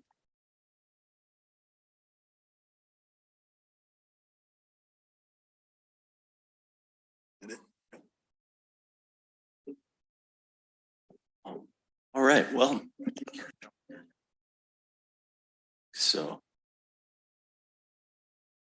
I think it's just the way of Actually, that's a good point, Barbara. Before you start, Eric, if you don't mind, let's take let's break until can we come back at 10 minutes still? Is that enough time for everybody to do what they need to do real quick? Or shall we go till 5 minutes until the hour? 10-minute break? Yeah, 10-minute break. We'll go till 9:55, or excuse me, 10:55. Thank you. We'll go on recess. Thank you. Okay.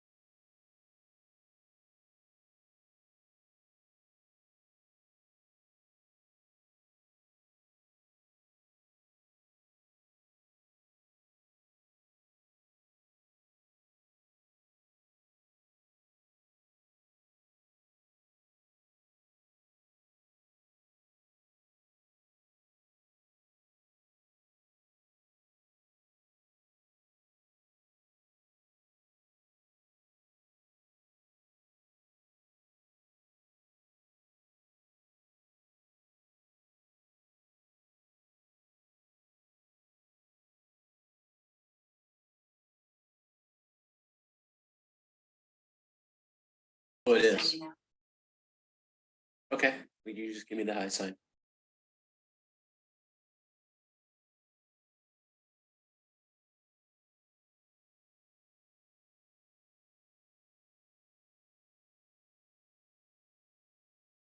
Oh, okay. So don't go straight to adjournment. Stop. You don't have to stop. It's listed. Right. Just- Keep us straight. Yes. It's good. Yeah. We're good? Okay. Okay, we're back in session now and item 2 on regular business. Okay. Introduction and discussion of the year 2024 capital. All right, well, good morning, President, members of the board. This is part 2 of our meeting today. And like we said at the beginning, it's deliberate. We placed this after the budget.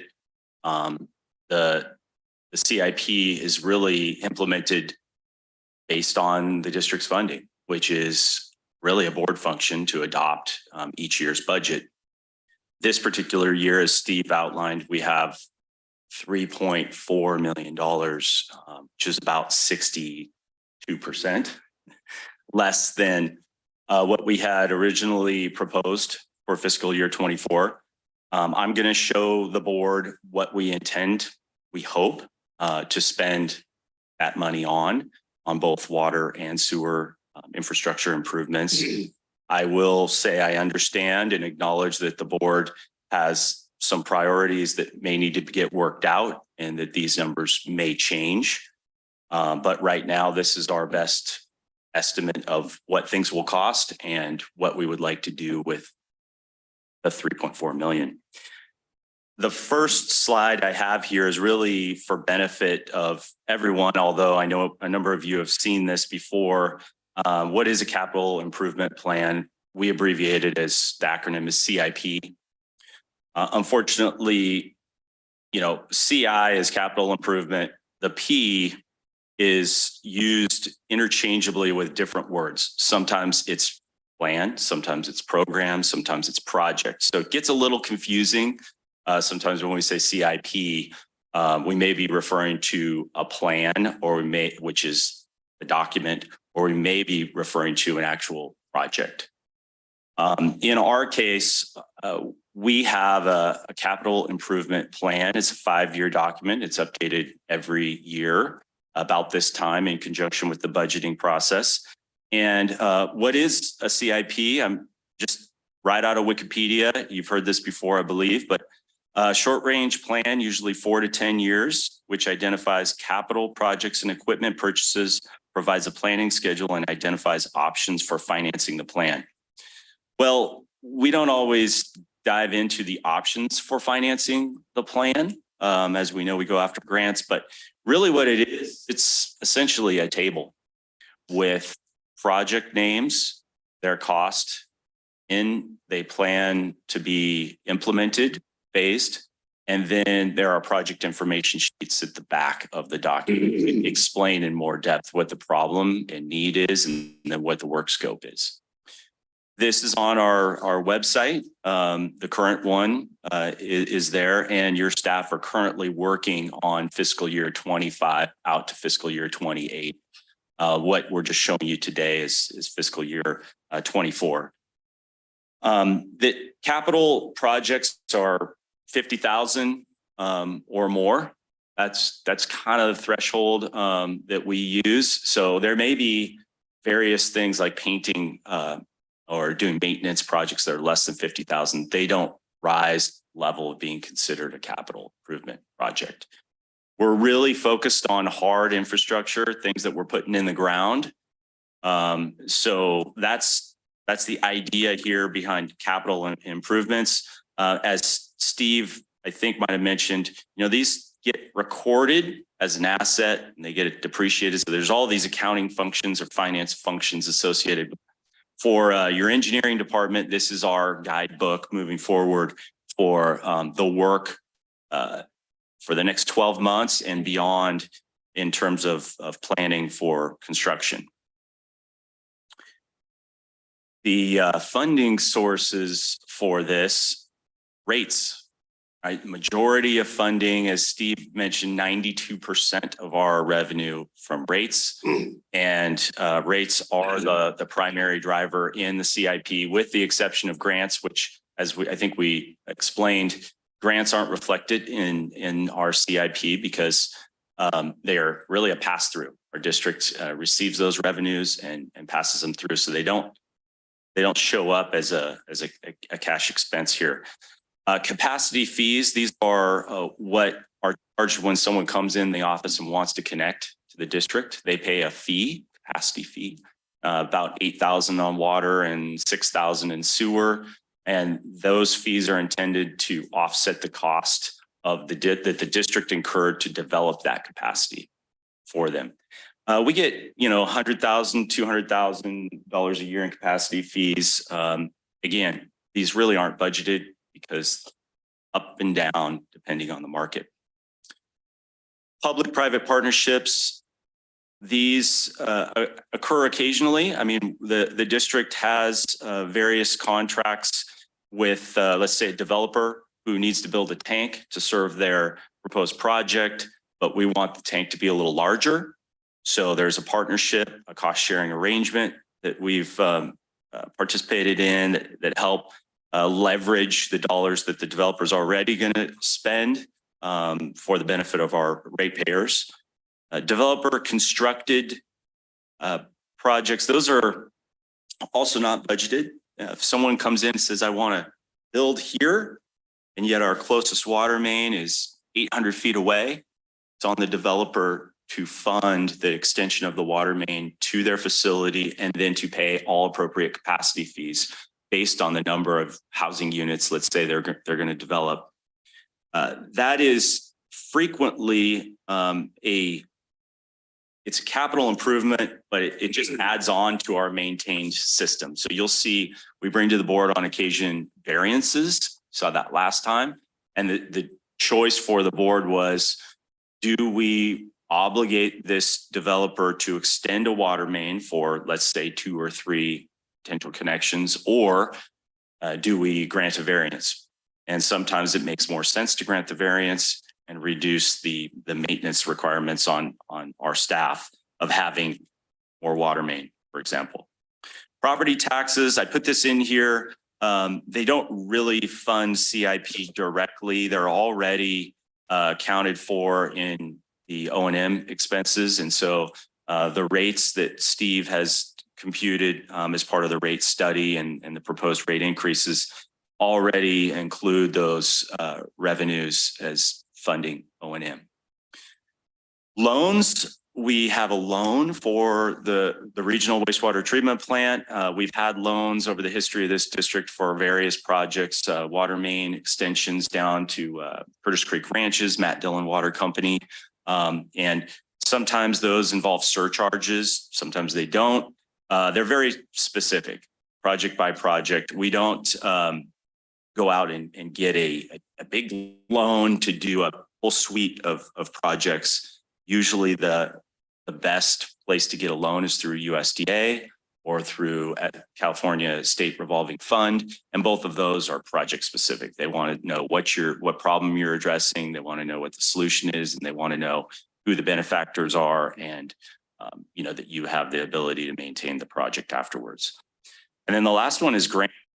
And we've received, we've received on average over $2 million a year in grants. This next year, we're going to receive over 10 million.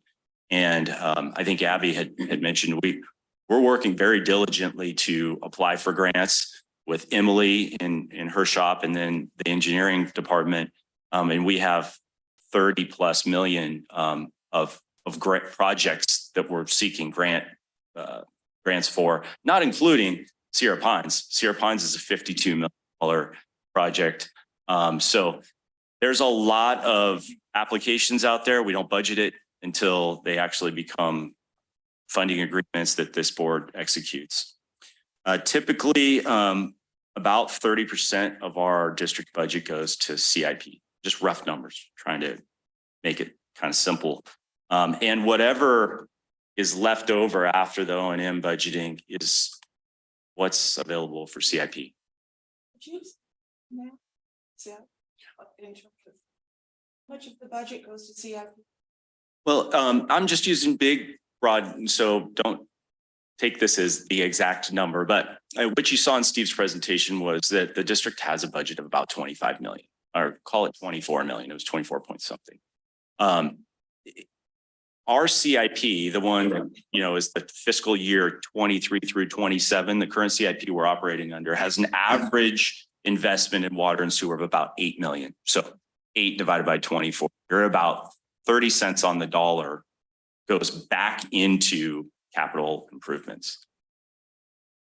Did that answer your question? Okay, what's your question? It probably did, but my understanding didn't appreciate it fully. Okay. So, so we've got CIP. So you're saying 30% of TUD's budget, separate from CIP, goes into realizing the CIP. Well, yeah, Steve, you do better than I do. I think I know where you're going with this. And first of all, I'd like to say that, the 2015 rate study, that's where this concept was really honed in. We've always looked at imminent domain or imminent failure, priority needs and everything else. But the general manager at that time, we did that 5-year CIP, and that was integrated to the proposed rate increase. How much CIP we're going to spend each year with these new rates that are in there. So when I showed you the budget before, typically the total budget of $25 million, 30% of it would be what you would be seeing over here in the CIP. This year, because of the deficit, we only have the 3.4 million that's over there. So the total cash budget the district's trying to do for the next fiscal year, historically, the last 5, 6, 7, 8 years have been approximately 30%. But obviously the need exceeds what our ratepayers can afford, what we can do. So we're trying to make the most we can with the dollars we have. And in 2015, maybe the justification was for rate increase was a more robust CIP program. But what I heard for the reason for this rate increase and the pace of it and the scale of it was to stay current with escalating costs, not just CIP. Not just CIP, that's right. So correct. This is different. So what I represent are ratepayers. I want to be really clear that they know what we are voting on is going to benefit them. And it's basically keeping the lights on at TUD.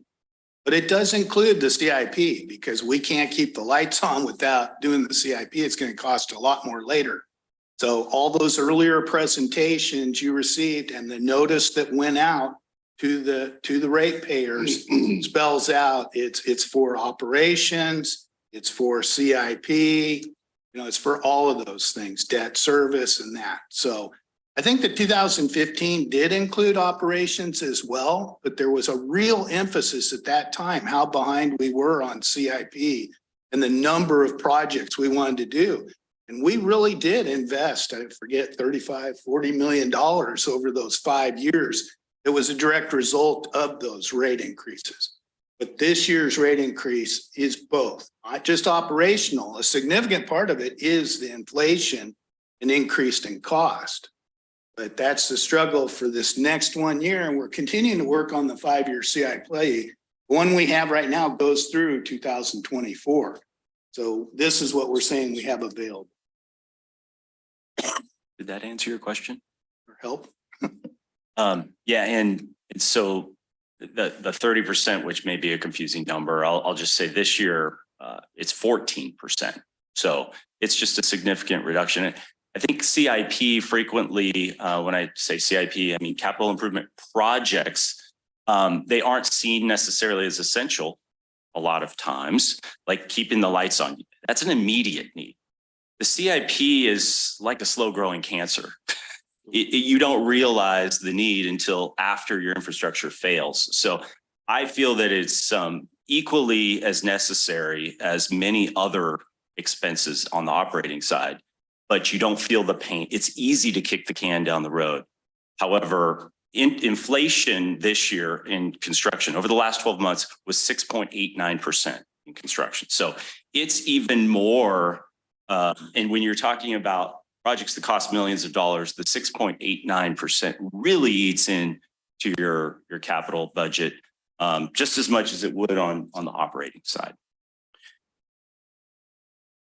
So this is the allocation that we've been talking about, the 3.41 million that we are proposing to spend this year, 2.54 million in water, 870,000 in sewer. Those contrast those with the proposed average annual capital expenditure of 6.5 in water and 1.8 in sewer. Those are right out of our 5-year CIP. And so if we were to move forward with rates, our hope would be to fund at that level moving forward for the next 5 years, which would be a $32.5 million investment over the next 5 and 8.9 million in sewer over the next 5 years. Does not include grant revenue. We've said that time and time again. So to the extent that any of the projects on our list can get grant funded, that will allow us to proceed with doing more projects. There's certainly more projects and more need than are listed here. This is what we think is affordable for the district. Question. So we've broken the world down into water and sewer, which is good for budgeting. No questions there. But is sometimes what I don't really think is clear for me is water CIP. Does that include where do watershed projects fit in? Like where, like stormwater or Phoenix or our conveyance? Is that all included in the word water? So our water enterprise fund and our water fund in terms of CIP language includes all sorts of raw water projects. Now stormwater, I think you'd have to look at who's benefiting from the expenditure. So if it's helping our wastewater customers in some way, then it needs to get proportioned out the benefit to them. So some of those expenses would maybe show up in the sewer fund. But let me give you an example. So let's say we were doing a big CIP project in the Crystal Falls Basin to sewer that entire area. Well, that's a sewer project, but it benefits the water side in watershed of Phoenix Lake and our water supply. So I think that at some point there'd probably be some discussion about how you pull those expenses out and allocate some of them to the people that are really benefiting. But right now, I don't think there's any real stormwater related projects that I can think of in the water fund, but they could be in there. And this is a good time to respond to Ms. Rhodes, Sally Rhodes, and her comment earlier about Phoenix not being in the 5-year CIP. We, that is staff, looked at our CIP. It's quite overwhelming, to be honest with you, how many projects are on this. And we didn't include projects that we know we can't do unless we get a grant. We cannot do Phoenix Lake without a grant. It's just the sheer reality of it. When you look at our capital budget, Phoenix Lake is 3 times one whole year of CIP improvements. So it has to be a grant. So it wasn't in there. Going forward, we are going to include Phoenix Lake in our CIP. It will have a dollar amount, but it will be under a line that says, unfunded grant revenue necessary. The other project that you don't see in the CIP is Sierra Pines. Sierra Pines is $52 million project. So it isn't that we singled out Phoenix Lake or any other project for that matter. We just made a distinction between those that we could, that we wouldn't be able to do without grants. We can't move forward with Sierra Pines without grants either. I don't know if it helps Barbara as well, but everything we do has to show up in water or sewer. So for instance, when we built this building, there's an allocation. Part of it goes to water, part of it goes to sewer. Because that's what we do. So if we had a situation, whether it was stormwater conveyance or whatever, if there was a mutual benefit, then we would come up with some form of an allocation. Typically, like if we have I don't know, a new truck or a new backhoe or whatever, in the budget, we'll fund 70% in water and 30% in sewer because we don't know where they're going to be using that backhoe. So that's why you see these distinct differences in there. Sometimes we call them general, so you've seen it before in the CIP. Before we get to you, Ron, I just had one comment, Eric, on your comments. So to boil it down to simple terms, the CIP you're speaking about today, that's our, like I say, for lack of a better term, our normal everyday CIP type stuff.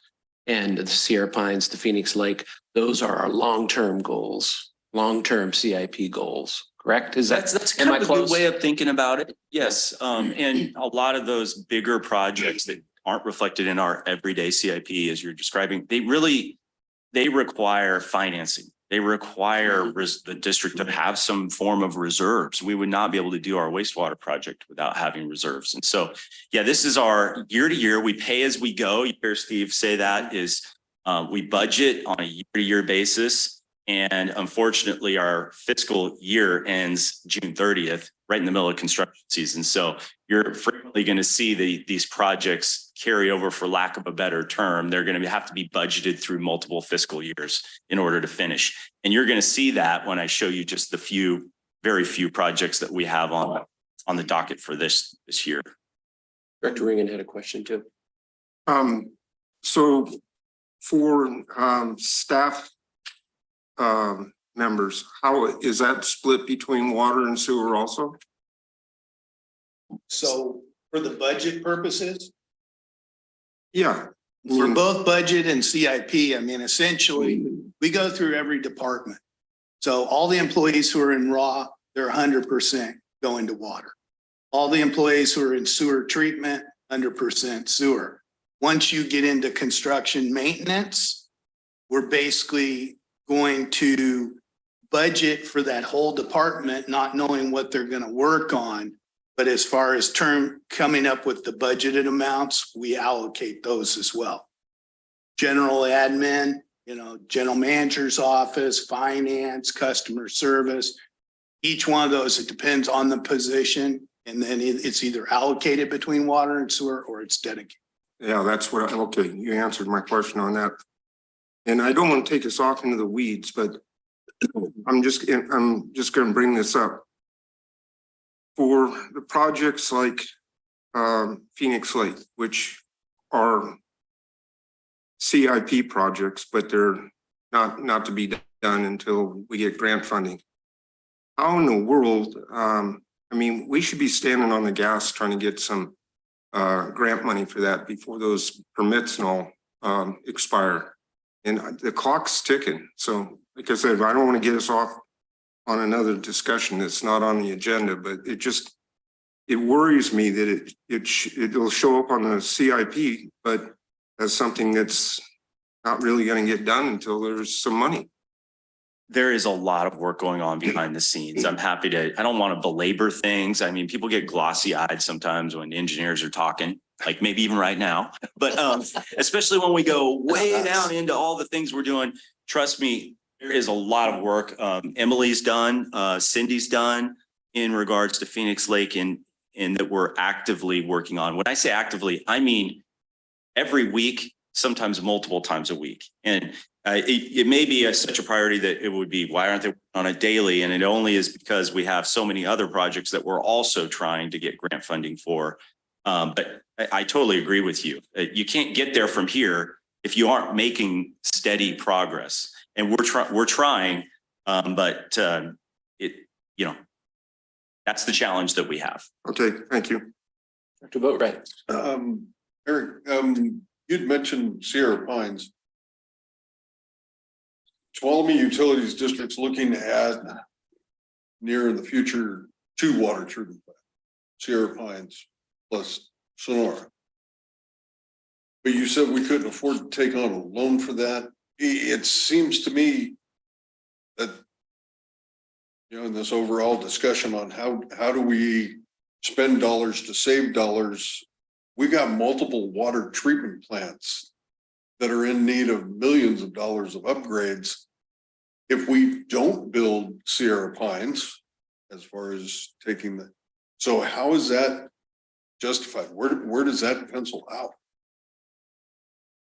Okay, so I'm gonna be brief. Don, you tell me if you I see will. it differently, but so Sierra Pines, foundational project for this district. It would consolidate Cedar Ridge, which we're already kind of in the process of, Cedar Ridge, Crystal Falls, Lakewood, Ponderosa, eventually Tuolumne, Ponte Grande, Scenic View, and we've already kind of cleaved off Phoenix Lake Park. If we did nothing, at a very minimum, right, we're gonna have to rebuild Lakewood. We're gonna have to, at some point, you're gonna have to put money into Ponte Grande and Tuolumne. It's arguable about Ponderosa Hills. I mean, it needs work immediately.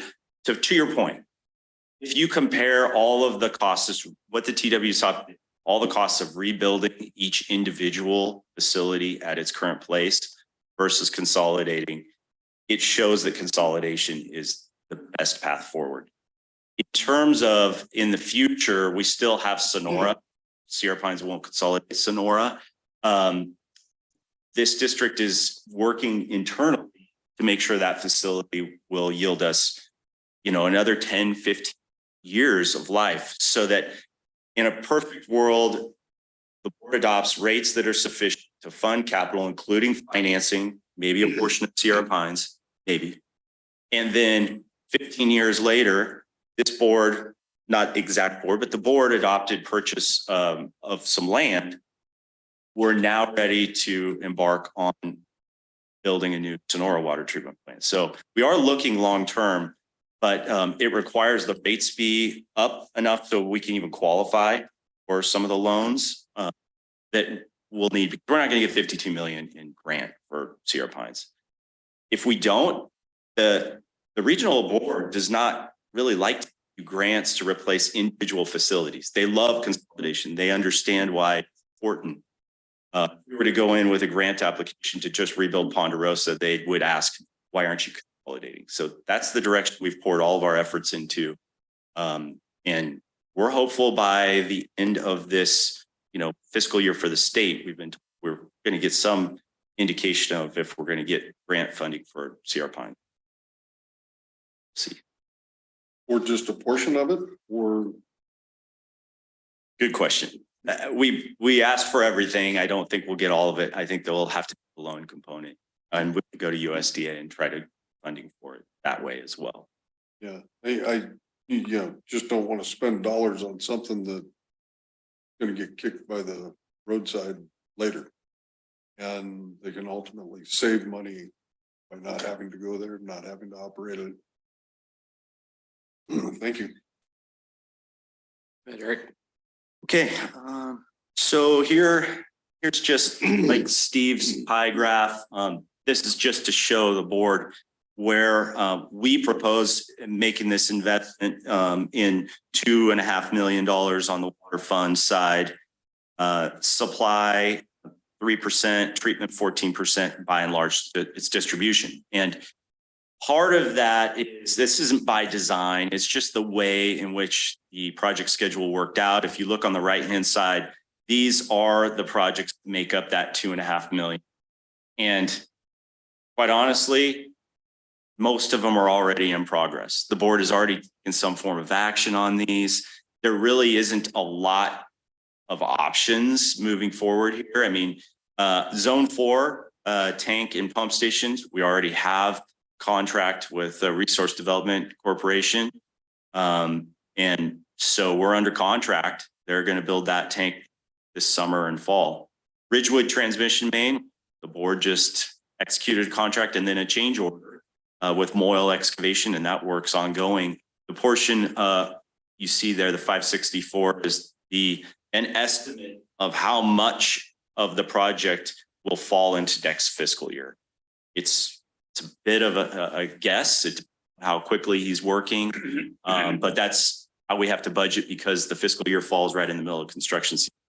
Cedar Ridge Upper Tanks, the board authorized or executed a purchase and sale agreement on that property, and we're working on acquiring that with the hope of going into design and then construction next year. That's not the full cost. Some of the cost would be in the fall of next year as well.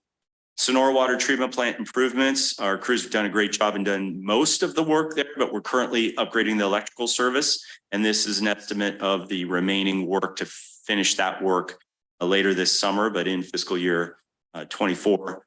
Sullivan Creek Crossing, and we'll show you some pictures of some of these projects. That is a portion of the overall cost to construct a new bridge supporting a existing pipeline that has severely eroded abutments across Sullivan Creek. And this pipeline feeds the Sonora Water Treatment Plant. So if it was go out of service, we would have, say 10,000 people impacted immediately. Doesn't matter if you have Phoenix Lake. Doesn't matter you have that as emergency storage and you have 600 acre feet if your pipeline to your treatment plant is gone. So very high priority. Zone 2 tank, we are working on easement acquisition for that. And then you see a meager $5,000 under Sierra Pines. It's $5,000 on a $52 million project. This is what I mean, is we're not showing a lot of the projects that we know we can't do without grants. So we're just trying to keep the permitting process going so that when the state says, hey, here's your funding, we're not waiting around on permits. And if I could, Eric, tag on there. Go back. Go back one, please. Just to reemphasize, Eric said it before, typically when we had 6.8 million here, you'd see a whole bunch of projects that were just starting. First and foremost, we go to Eric and say, hey, the CIP that's in progress, you either need to budget to finish it or you got to walk away.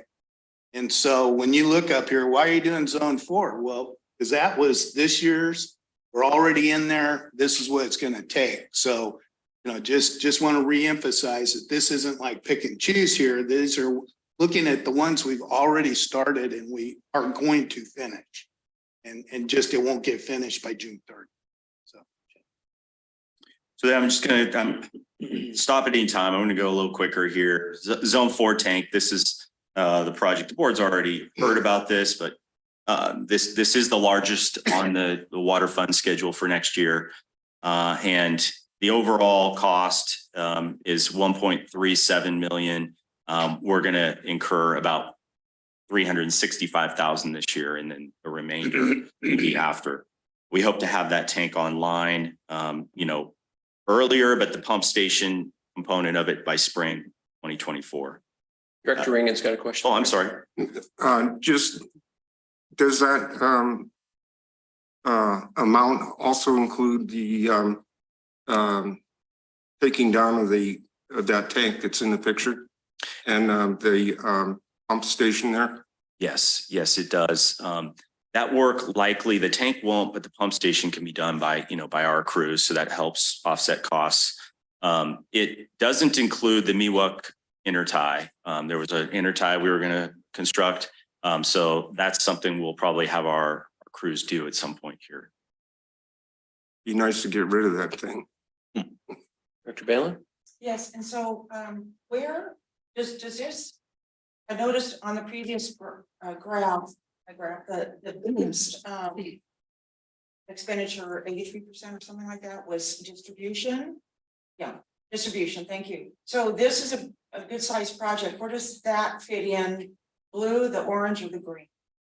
Yeah, zone 4 tank and pump station is considered a distribution project. Same with the Ridgewood transmission line, same with Cedar Ridge upper tank. So you're getting the feel that, most of those are in distribution being defined as taking the finished water from the treatment plant and storing it and literally distributing it through pipelines to all of our customers. So if it's a tank, a pump station or a pipeline is going to fall under distribution. If it's a treatment plant, a clear well, which is a tank, but it's part of the treatment process, or any other component of the treatment, it's under treatment. And then supply, Sullivan Creek Crossing would be under supply. It is the raw water system, everything right up to the head of the plant. So the ditches, the flumes, any of the pipelines, any of the storage reservoirs that we have are under supply.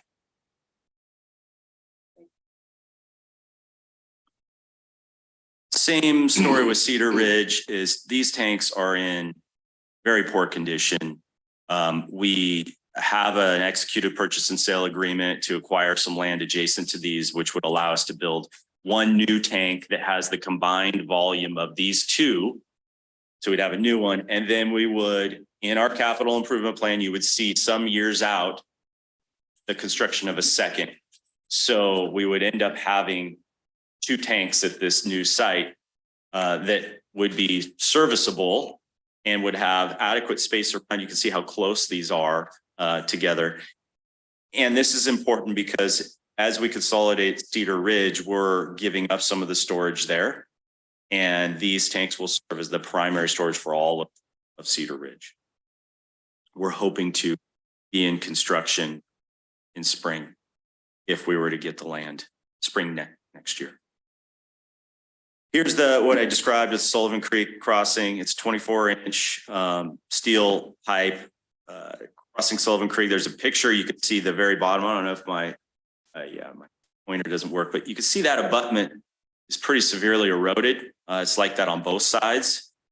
And that abutment, if it were to settle and become even more undermined, we could lose this pipeline into the creek.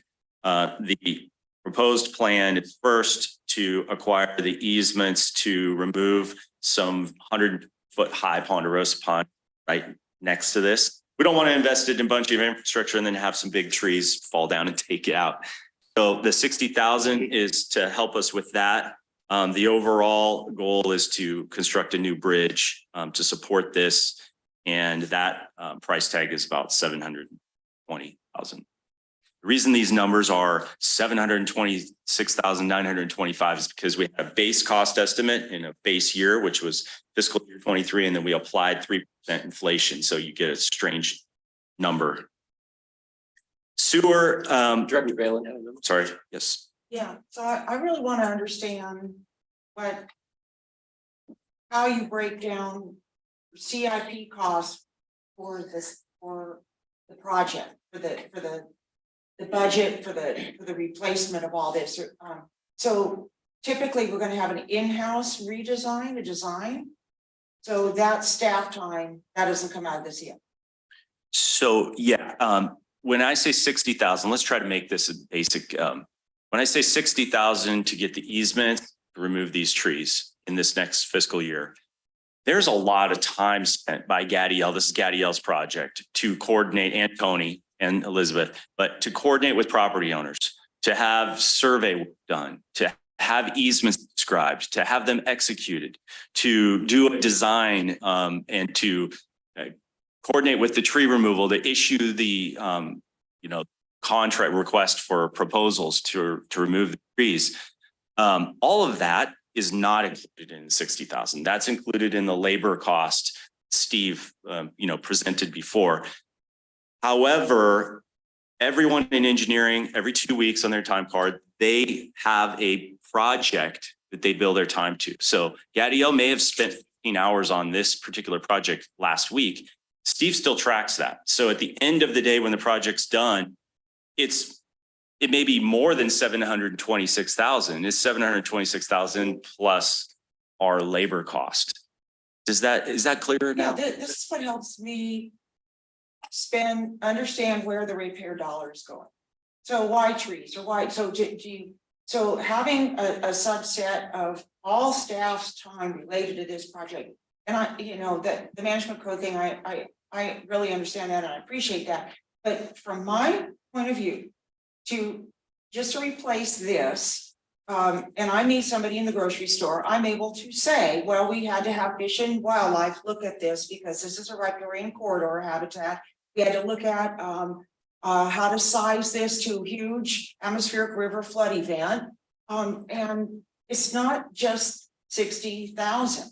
There's a whole, other side to this, that when staff shows up, this is their program of work. And that's what I'm merging in my head. And, you know, and I do get it because I worked it for 30 years, so I know that. And, but there's so much that goes into this photo, and I see that the water is murky, so I can tell when this photo was taken, et cetera. There's no leaves on the tree. So like, you know, this is a good photo because it kind of tells you what staff's time is all about for this. And of course you want to build it to last. So I just want to look at all the step ladder of funds from, again, steward of the ratepayer dollar of where it's going in terms of accounting people's time, just for this one thing. So it's not just 60,000. And just to reinforce what we said earlier, what we're looking at here is the cash budget we need to do these projects. So if the 60,000 is, let's say, a permit, we need to write a check for 60,000 to Fish and Wildlife. Here it is, we get that going. When we show you the quarterly CIP report, you're gonna see the first column, there was a budget of 60,000. We paid 60,000 for the permit. Then the next column is going to be labor, in-force labor. That's going to be all of his staff times, everybody's time. And so the total project may have had a cash outlay of 726,000 just for the budget, but the total project may be $1 million plus because of all the time occurred. So the quarterly financial will show you the CIP. What we're looking at today is what we need in the budget to do these. Dr. Boatright. Yeah, my questions are kind of side. Is this this winter erosion problem? Or is this a multi-year? Because, you know, I'm not remembering the Sullivan's Creek crossing in previous CIPs. It's been multiple years. It has been multiple years. Okay, is that culvert in the background that's doing a lot of eroding from behind this been remedied? It's going to. All right, thank you. That just seems like, you know, am I looking at something that happened this year and It's been years. Oh. That was a good question, because that culvert, that runoff from that culvert, it isn't doing that abutment any good. it's really not. A flash by it, it just, you know. Mhm. But, you know, if that was this year, are we on the hook for doing this, or is this? Mhm. Good question. All right, Okay, Eric. thank you. Oh, gotcha. Okay. Barbara, I used to do a labor allocation for the engineering department. So I know I have 2,080 hours per person. Then they have sick and they have vacation, and I trim it all back. And I plug in every project and I say, you know, I think Gadiel's going to spend 32 hours on this. It was a fool's errand. In the end, it's just that things are so dynamic, but it's good kind of a post-mortem. We can go and look after the fact to say, okay, yeah, Gadiel we had 60,000. That's eager, just at 3% of our water CIP, but boy, he spent 8% of his time on it. So he spent much disproportionate amount. And I think that's kind of your point. It's like, there's a lot more to it than just to justify to the ratepayer how to get these projects done. There's certainly more than just the dollars and cents that you see. Sewer, I mean, the job's been easy this year because our funding is so little. A lot of these projects, again, to echo what Steve had said, is they're already in the works. We're not likely going to pull the plug on them. Willow Springs Lift Station land acquisition is in the works. We've already done quite a bit of time in selecting pumps and sumps and doing survey work. We'd like to move forward with that project, and that will also spill over into fiscal year 25. The Mono Village Lift Station bypass, I'll show you a picture of that. That's partial expense. The overall project expense is more, but we need to, ideally start that project in summer next year and then finish it up in the fall of next year. Twain Harte Wastewater Treatment Plant, we have a number here that we know is not going to be enough, but we hope to get some proceeds from insurance. Abby's been working on that. And that is to just take the facility that we have there and restore operation. We had some damage to the Clairogester, and staff is working hard with operations on figuring out what the best path forward is that's economical. We can spend millions and millions of dollars there. Quartz tower gate actuators, 55,000. We've already procured some of the actuators. There's 5 on the tower, and this is to procure some more. So if you look on the left-hand side in the pie, collection is going to be pipelines and lift stations to get the wastewater to the treatment plant. Treatment kind of goes without saying, and then reclamation is any expense related to infrastructure from the plant all the way out through the reclamation system.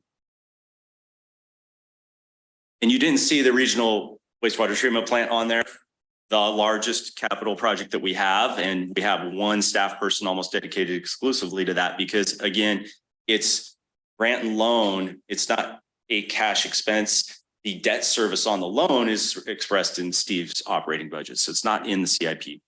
But here's the Willow Springs lift station. As you can see, there's total cost in excess of the fiscal year 24 cost. We're hoping to get the land here very soon and start construction next year. Next fiscal year, I should say.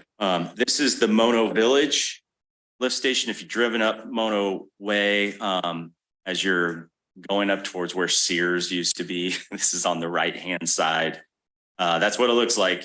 There's really no place to park to service this. It is in dire need of improvement. And fortunately, there's a way to gravity all the way out of here and eliminate a lift station entirely. If we were to build a new lift station, we'd have to go across the road and there's a big drainage. We'd have to acquire more land and it would be expensive in the long term in terms of operating. We've designed and we're ready to build once we have funding a new gravity pipeline all the way down Mono Way to tie in near where the Aladdin is, if you know where the hotel there. We could tie into our existing collection system at that point. And then we talked briefly about expenditures that are general in nature, meaning they're proportioned out 70% water, 30% sewer. And this is an example of such. Replace the backhoe. And it's, helping us out with new carb requirements. And it really is an important one to include here because we're going to really lose ground. I think, Barbara, you mentioned this, like, we don't want to sort of like lose sight of what these future liabilities will be by stopping forward progress in 1 year. And if we didn't move forward with this, we'd be looking at, 6 to 7 trucks next year and this backhoe, and things start really weighing down on the CIP. So yeah, this is replacing existing backhoe. We would, I believe, Erica said we keep this, but its hours of operation would be much less. And it's really heavily utilized right now. So it's time to replace that.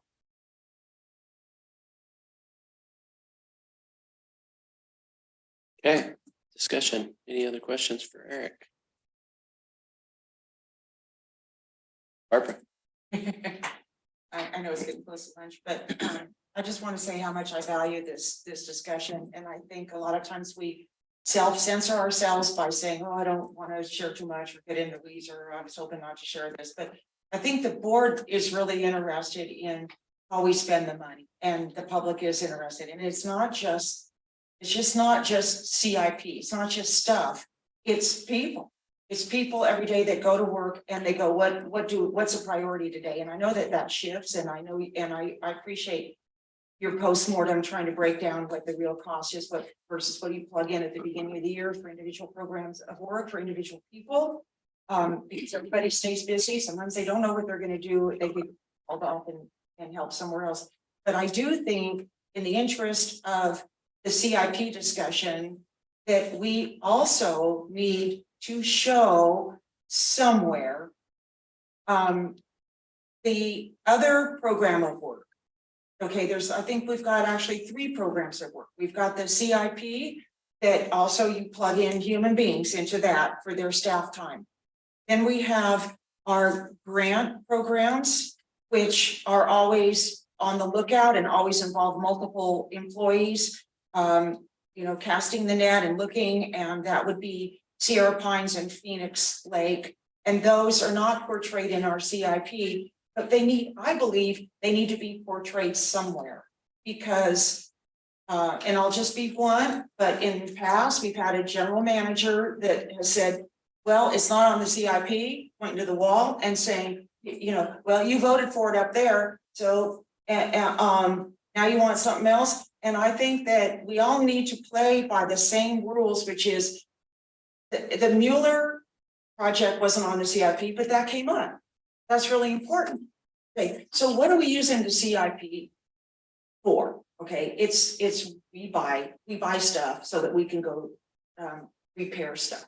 So it's not just staff's time. But I do not think that it needs to be emphasized, of course. I'm not saying de-emphasize it, but I also see that we need to at least show the board there's other priorities that are just as valuable, whether we put them on the CIP or not, which is Sierra Pines and Phoenix and probably a whole other things, plus a whole bunch of stuff that just comes up.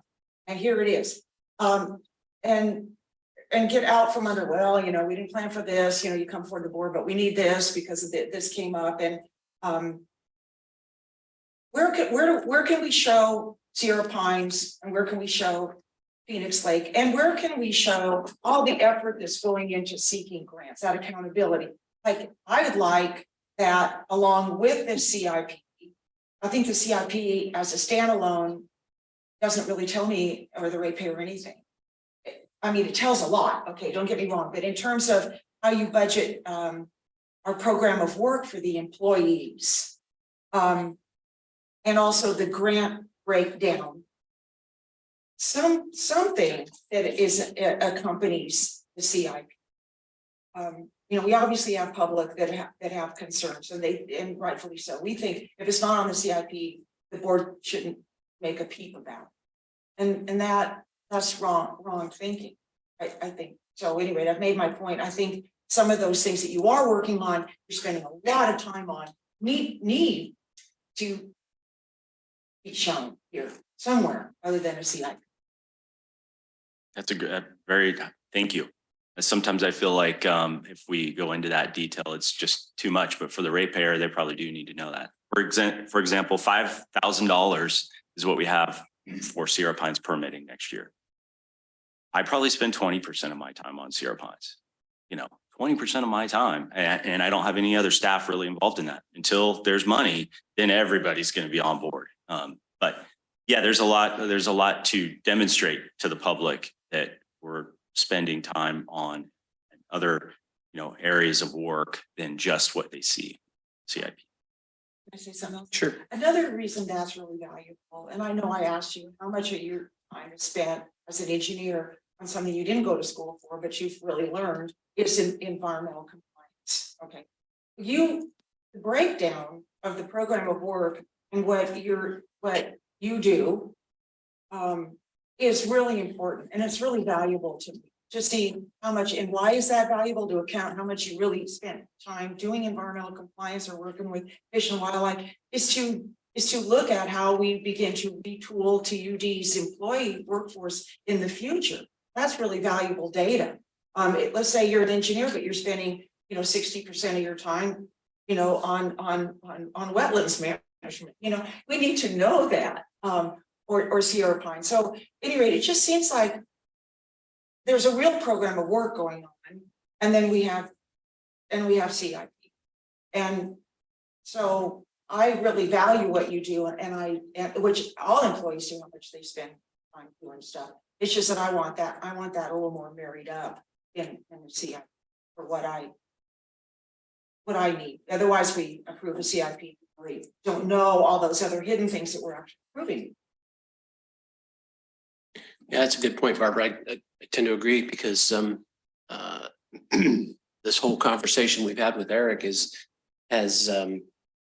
really shown the light on it that CIP is way more than what we see on these dollars in these spreadsheets. Well, not in the spreadsheets, but on these presentations. And even though those salaries and those wages in the engineering department and other departments are paid for, and we see those dollars, we really don't know how they're allocated. And it's nice to be able to tie that back. So good point. Anybody else? Glenn? Question, are there anything in before CIP that would be related to the CO line? The only, pardon me, Aside from the 5,000? no, aside from the 5,000, no.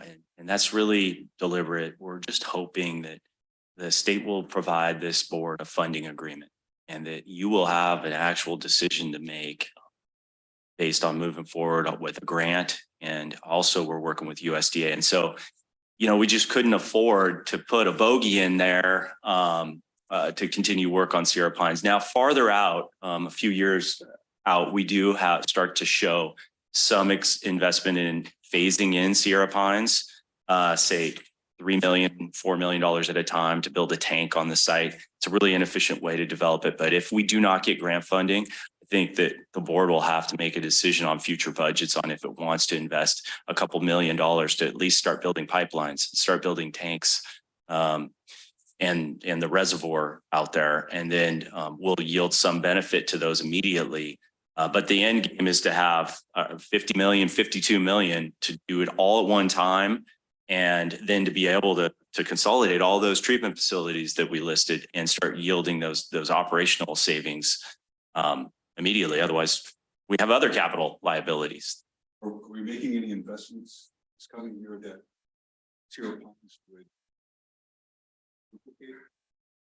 No, on the contrary, what Don referred to is we're building transmission mains. If Sierra Pines is the head of the octopus, and these are all tentacles representing transmission mains, we are building those with other grant monies or with our own crews as we speak. And so when the head of the octopus, the treatment plant, is funded and constructed, those pipelines will already be there to deliver water to all of our service areas that we want to consolidate. And then, another question. The amount of, is there anything in the year that done?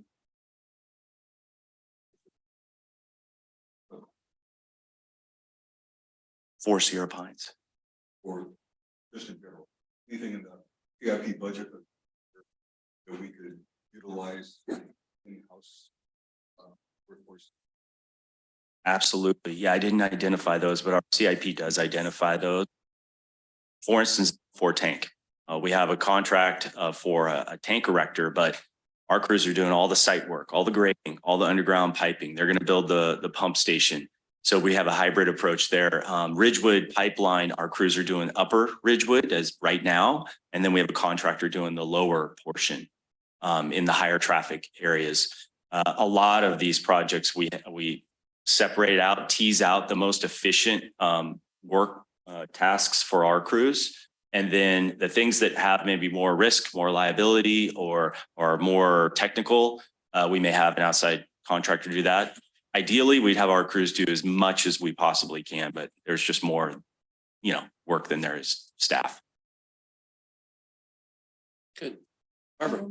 Yeah, is there a way we can develop a list of projects that are high priority to the district, like Sierra Pines? And you may disagree on this, but it's a high priority for me, which is Phoenix. So that they're actually treated as CIP projects, but they don't necessarily, because you're dedicating staff time to it, you're dedicating resources to it, you're dedicating human resources to it. So where can we develop a list of projects so that, or else just put those on the CIP so that they're listed out as projects? I mean, theoretically, Sarah Pines could be completed without ever having been on the CIP. I mean, I'm exaggerating, but it just seems to me that it needs to be tracked publicly. Totally Some way we agree. can do that. And I said it in passing, our intention moving forward is to include Phoenix Lake and Sierra Pines in the CIP. It'll just be represented as a project with a cost estimate, but it won't be on the 5-year schedule. It'll be in that big pool of projects that aren't funded because it requires a grant first. There could be other high priority projects that the board identifies that we can reflect in the CIP, but I agree. The CIP, leaving those critical projects out is a disservice as far as communicating with the public about, what our needs are. We just did that because it's kind of overwhelming to look at these and realize that we don't have the money to do them, but that's no excuse. So we will be adding those to the CIP going forward. But Phoenix Lake, yep, we've got Phoenix Lake, we've got land acquisition in the CIP, we've got the dredging. Sierra Pines, we have the raw water reservoir, we have the tanks, and we have the treatment plant. Those are all separate phases of the same project. And whatever other projects, we have about 140 or 50 projects on the list right now. If something's designated as a board direction and you're seeking funding, wouldn't it be helpful if you said, and besides, this is board direction? I mean, because I know you guys use the logic that, well, it's on our CIP, so we can go get, money for it. So I would think anything that we can make secure somewhere that this is board direction would help get funding for it, because this is something that's on the board's radar and the board wants this. Sierra Pines, Phoenix. So I think it would be. Director Reagan had a comment. So my question is why is the North Pool of Phoenix Lake fix, if you want to call it that, and the pipeline and so on, why is that not on the CIP? Is that because it's going to be funded by FEMA? That's the hope.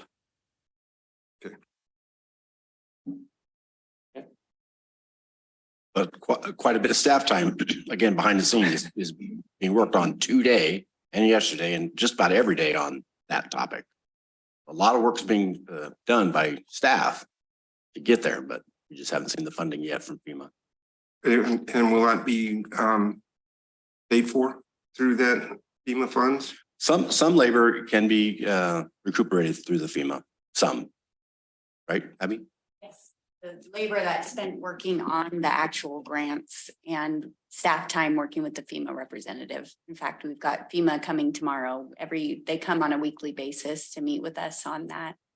So we've got that issue with the storm-related damage to Phoenix Lake, and then we also have we applied for a grant for the other dredging of the Phoenix Lake, and that was submitted back in January. We're still waiting. We regularly get updates that we should hear hopefully in June on the rest of the Phoenix Lake project. So we are currently, we talk about Phoenix Lake every day. Hold on one second. I think Melissa had a procedural issue. What was it? No. I was just letting. Oh, we do have a public comment. Okay. Director Balin, Director Balin, had her hand up real quick. Sullivan Pike, across Sullivan Creek, is that FEMA? Well, and I think that might have been the question of was this caused this year or previously? And no, this has been an ongoing issue there. It's not included in the FEMA. Now, if it had failed, it probably would be, but no, this is a project that we're planning on funding internally. I'm not aware of any grant programs that will really help address this. Okay, Melissa, we have public comment. Go ahead, Sally. Hi, thank you. I have a question that actually goes back to the question Director Boatwright asked when he asked about the possibility of securing loans for the Sierra project I wish to hear an answer if the same could be done for Phoenix Lake, that realizing that the grant money is yet one pathway, what about the possibility of applying for a loan? How does that get decided? You want to take that or Don? Well, I mean, that would definitely be a board decision to be made. Commit, I don't know. That'd be like a 25 to 40-year loan, I suppose. I really don't know, but all of these funding opportunities, all of them come forward for approval. So we haven't. Yeah, I don't know if this directly answers your inquiry, Sally, but a lot of people say just go get a loan, go get bond, issue bonds or whatever. Yeah. And unfortunately, with our district, it's all about what's called debt capacity. And so anytime we seek funds from the state, CalEOS, SRF, USDA, EPA, they want to be able to ensure that we're able to repay these loans. The regional sewer plant took about 6 years to get funding, and it's a combination of a $25 million loan. The district had to put up $9 million of its own money, and then $8.5 million of a grant. And then we're going to be required to repay that loan over 40 years. That was in sewer. Water does not have reserves. The first thing Cal SRF fund said to us, you realize you do not qualify for a loan. So they're looking at, Eric's actively trying to get monies for this. But again, Phoenix comes down to, we'd have to get some kind of a combination of grant and loan. We would not qualify, and if we were, we'd have to pay a pretty sizable interest to get any kind of loan, and then it's the ability to repay. Okay. Thank you. Is that it? Is that it, Sally? Yeah, thank you. Thank you. Okay. Glenn, you got one more question? Yeah, just, I haven't heard the word reserves anywhere. So, again, this is the budget for next year. This is the CIP for next year. The 5-year CIP is typically a different presentation, different one we go into it.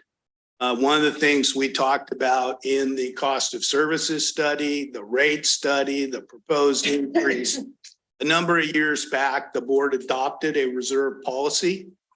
And part of that reserve policy was to have 25% for emergencies, 2% for contingencies, and the full amount of next year's CIP to be held as reserves.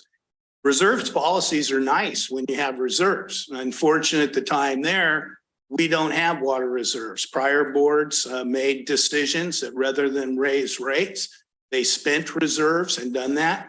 We've been trying to reestablish reserves over the past decade. We've repaid monies that were borrowed or loaned from sewer. So sewer and water are on the same thing, but sewer, we commit all our reserves to the regional plant. So we no longer have reserves in sewer either. So when we embarked on this cost of services study, there's no way, much like the CIP, we could not put the full reserve on the back of the ratepayers. The proposed increase is already, high, and the adjustment's going to be heartfelt, and we'll talk about that. But as far as in this budget right here, because of the dire nature and the anticipated deficit, that there's no additional reserves in here. Likewise, there's no ability, like with sewer, if you go back the last couple of years, we were taking monies out of reserves to help supplement it.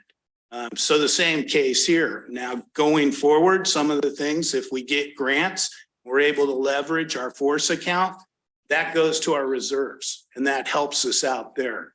But we did not include any additions to reserves as part of this budget here. This is the balanced budget and the minimum we feel we can spend. In the same token, we did not include any reserves specifically in the proposed increase. So the answer is there are no. Correct. So what if something happens like solid pipe? What if something catastrophic happens? Well, On How a, do we? on a daily basis, we react. Jamestown lost all its water Sunday night, whenever on that, our guys load up and go. My job as finance director is to pay for the day-to-day operations. When I got here, we essentially had no cash. We were trying to borrow everywhere we could. We righted the ship. We went away from deficit budgeting, deficit spending. And as it stands right now, we reprioritize and redirect.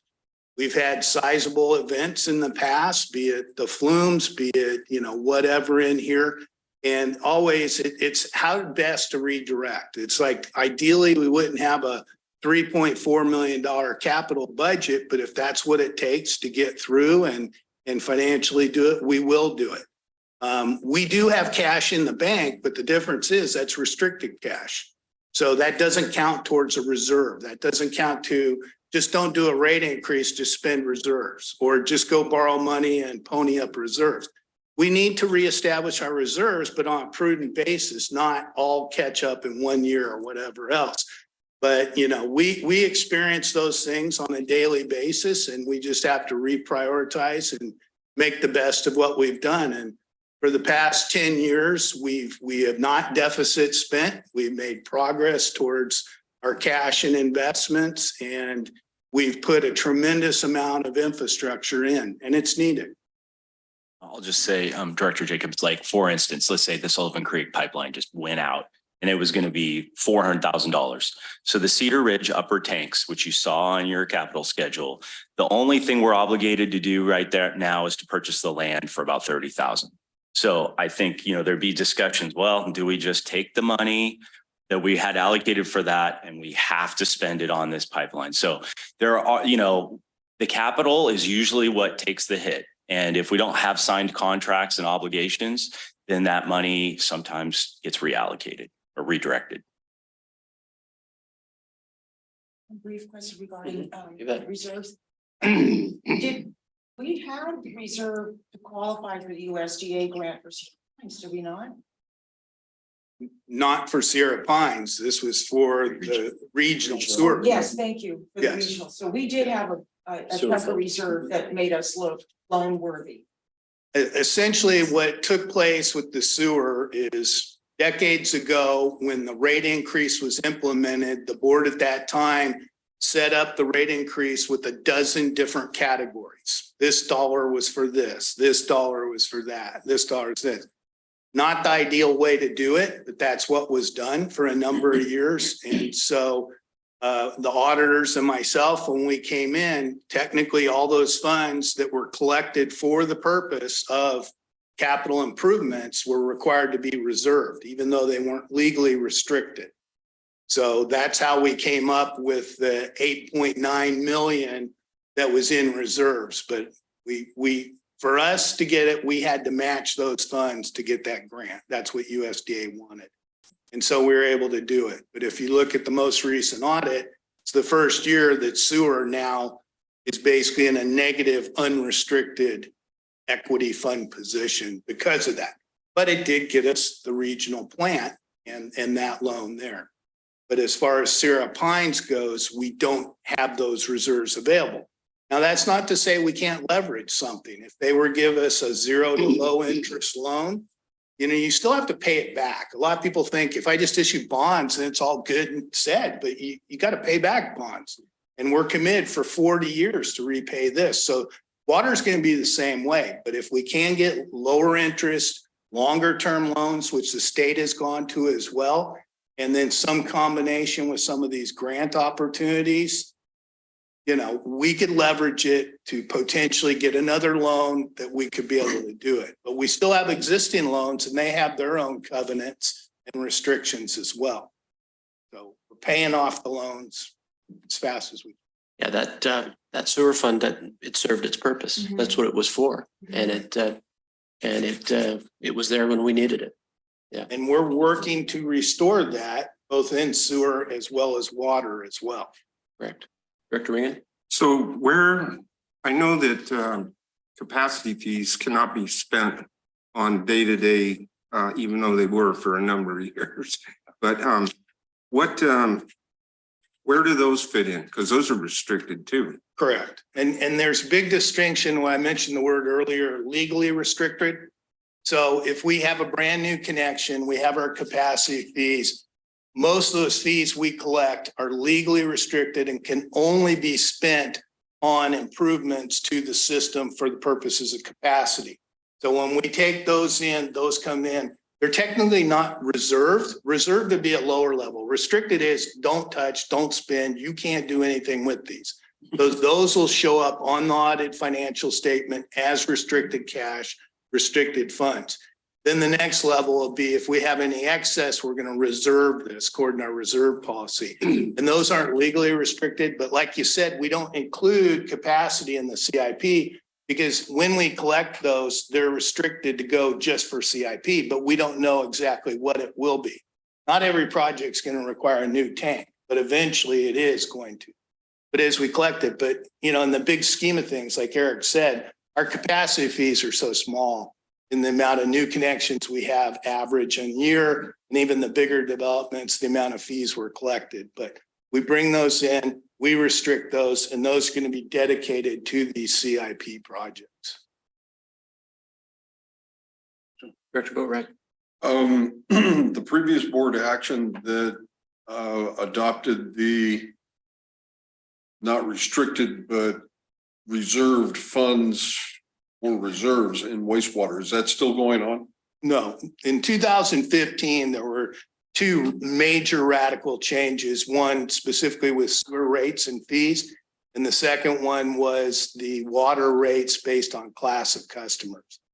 What we had with sewer was, and like I said, it was beneficial from a reserve standpoint.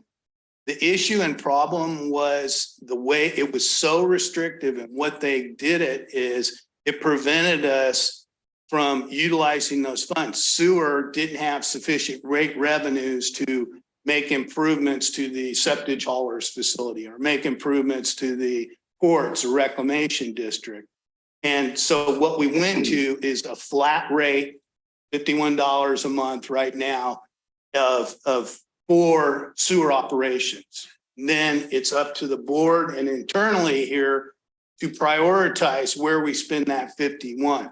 Whereas the old days, it would have been, okay, $1 had to go to reclamation, 50 cents had to go to mainline interceptor, $1 had to go to the treatment plant, $1 had to go septic.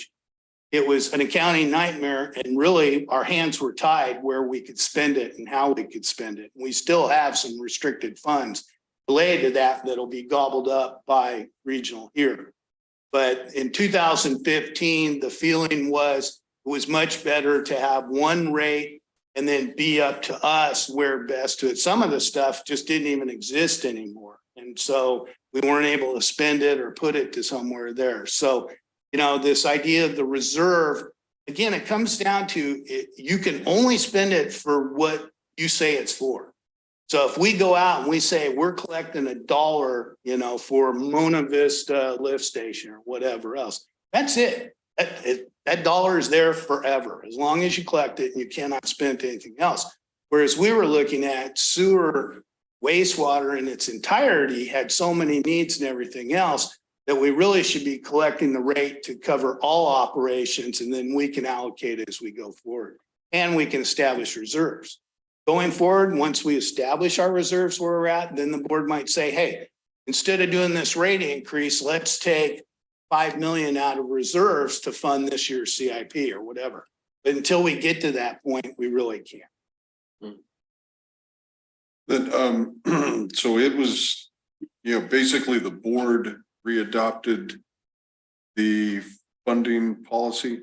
In 2015, there were two main resolutions dealing with changing the structure of billing and changing the billing rates. And that was for both water and sewer. Prior to that, that had been done a decade or more before with sewer. Thank you. Good question. Okay. Well then, we've been here a long time, and I know we don't have reports on the agenda, but we do have some additional information. Just FYI, I'll be brief. May 23rd, next Tuesday, we have a regular meeting, but we have also a closed session meeting. to talk about PG, kind of get it all up to date. For Director Jacobs on June 15th, Melissa, right? We still have a tentative joint board meeting with the county. Is that still tentative? It's still tentatively. Okay. Not on your. Thank you. That's all I have. Okay, anybody else? Comments? Yes, Abby. Good afternoon now. Just wanted to announce to the board, you should have gotten an invite from Emily already, but we are gonna be having an open house here in this room on May 30th. It's a Tuesday after Memorial Day, where we'll open up the room. It's gonna be pretty informal, free flowing, but we'll have some props and photos and project information and things like of that sort, similar to the Home and Garden Show, but a little bit bigger scale. And in and out, and have the public invited. We will invite the media and our partners, local partners, tribal partners, anyone that would like to come and just ask questions about what the district is up to, what projects we have in front of us, what the future holds, and if they have questions about the proposed rate increase, then that gives them an opportunity to come and ask questions about that too. So we'll be issuing a press release, so you should see that in the media soon. And that again is on May 30th, and you're welcome to join us if you'd like. Thanks, Abby. Okay, One more quick question for that. Past board was caught up in some drama either with the grand jury or the political board on a similar situation. Towards that, I mean, mean a what Brown it Act? involves is public funds. oh. As we come together as a public group and, all I'm saying is that needs to get checked out as to whatever the last board's conflict was before we show up and start another political. It's not political. It is an open house for staff to be available for transparency and to provide clear communication and all in one place for the public to come, just as though we're here, but maybe a little bit less formal for the public to come and learn about what TUD is up to. It's not only about the rate increase, it's just about what we're doing as a district as a whole, and provides opportunities for the public to come in and have one-on-one conversations with management, with some of our engineers that may be there if they have specific questions about projects, maybe in their area. So it's really just a 2-hour opportunity to be transparent about what the district is doing right now. All right. Thank you. All right. Mr. Hall. Just a reminder, the main canal is out this week.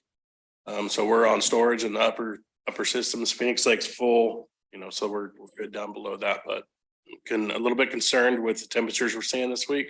So just remind everybody to serve where we can. And then also with the high temperatures, the flows are very, very high coming through Pinecrest and S83 and down the rivers right now. Yeah, that's a good point, because I've had several questions about why do we have to conserve water after that big, huge winter we just had? And that's a good point, Eric. And it's not because we don't have enough water. It's because our spigot has been shut off for a short period of time for maintenance. And we need to get through this, was it a 2-week period? 1 week. 1 week, but then a week to recover as well. So that's what it is. It's not a water shortage. It is a ditch outage for maintenance, correct? Yep. So simple as that. Just a quick reminder for everybody, I think I alluded to it earlier, but if you get any questions, concerns, comments, whatever about the proposed rate increase, I want everybody, customer service to doing a great job with it. Emily put a dedicated spot on the web page that has the rate study, has the notice, has an FAQs on it. What comes next is May 31st. As I said earlier, there'll be a notice published in the paper, the first notice in the Union Democrat. A week later on the 7th, we'll publish a second time. Then our public hearing is the 14th. So unless anything changes, we'll be coming back to you on the meeting of the 13th with a more formal budget report and taking into account what we heard today as well with that. But, again, if you hear anything out, don't hesitate to refer them to us. They're doing a great job. Okay. Thank you. All right. Well, thank you all, and we'll go ahead and adjourn the meeting.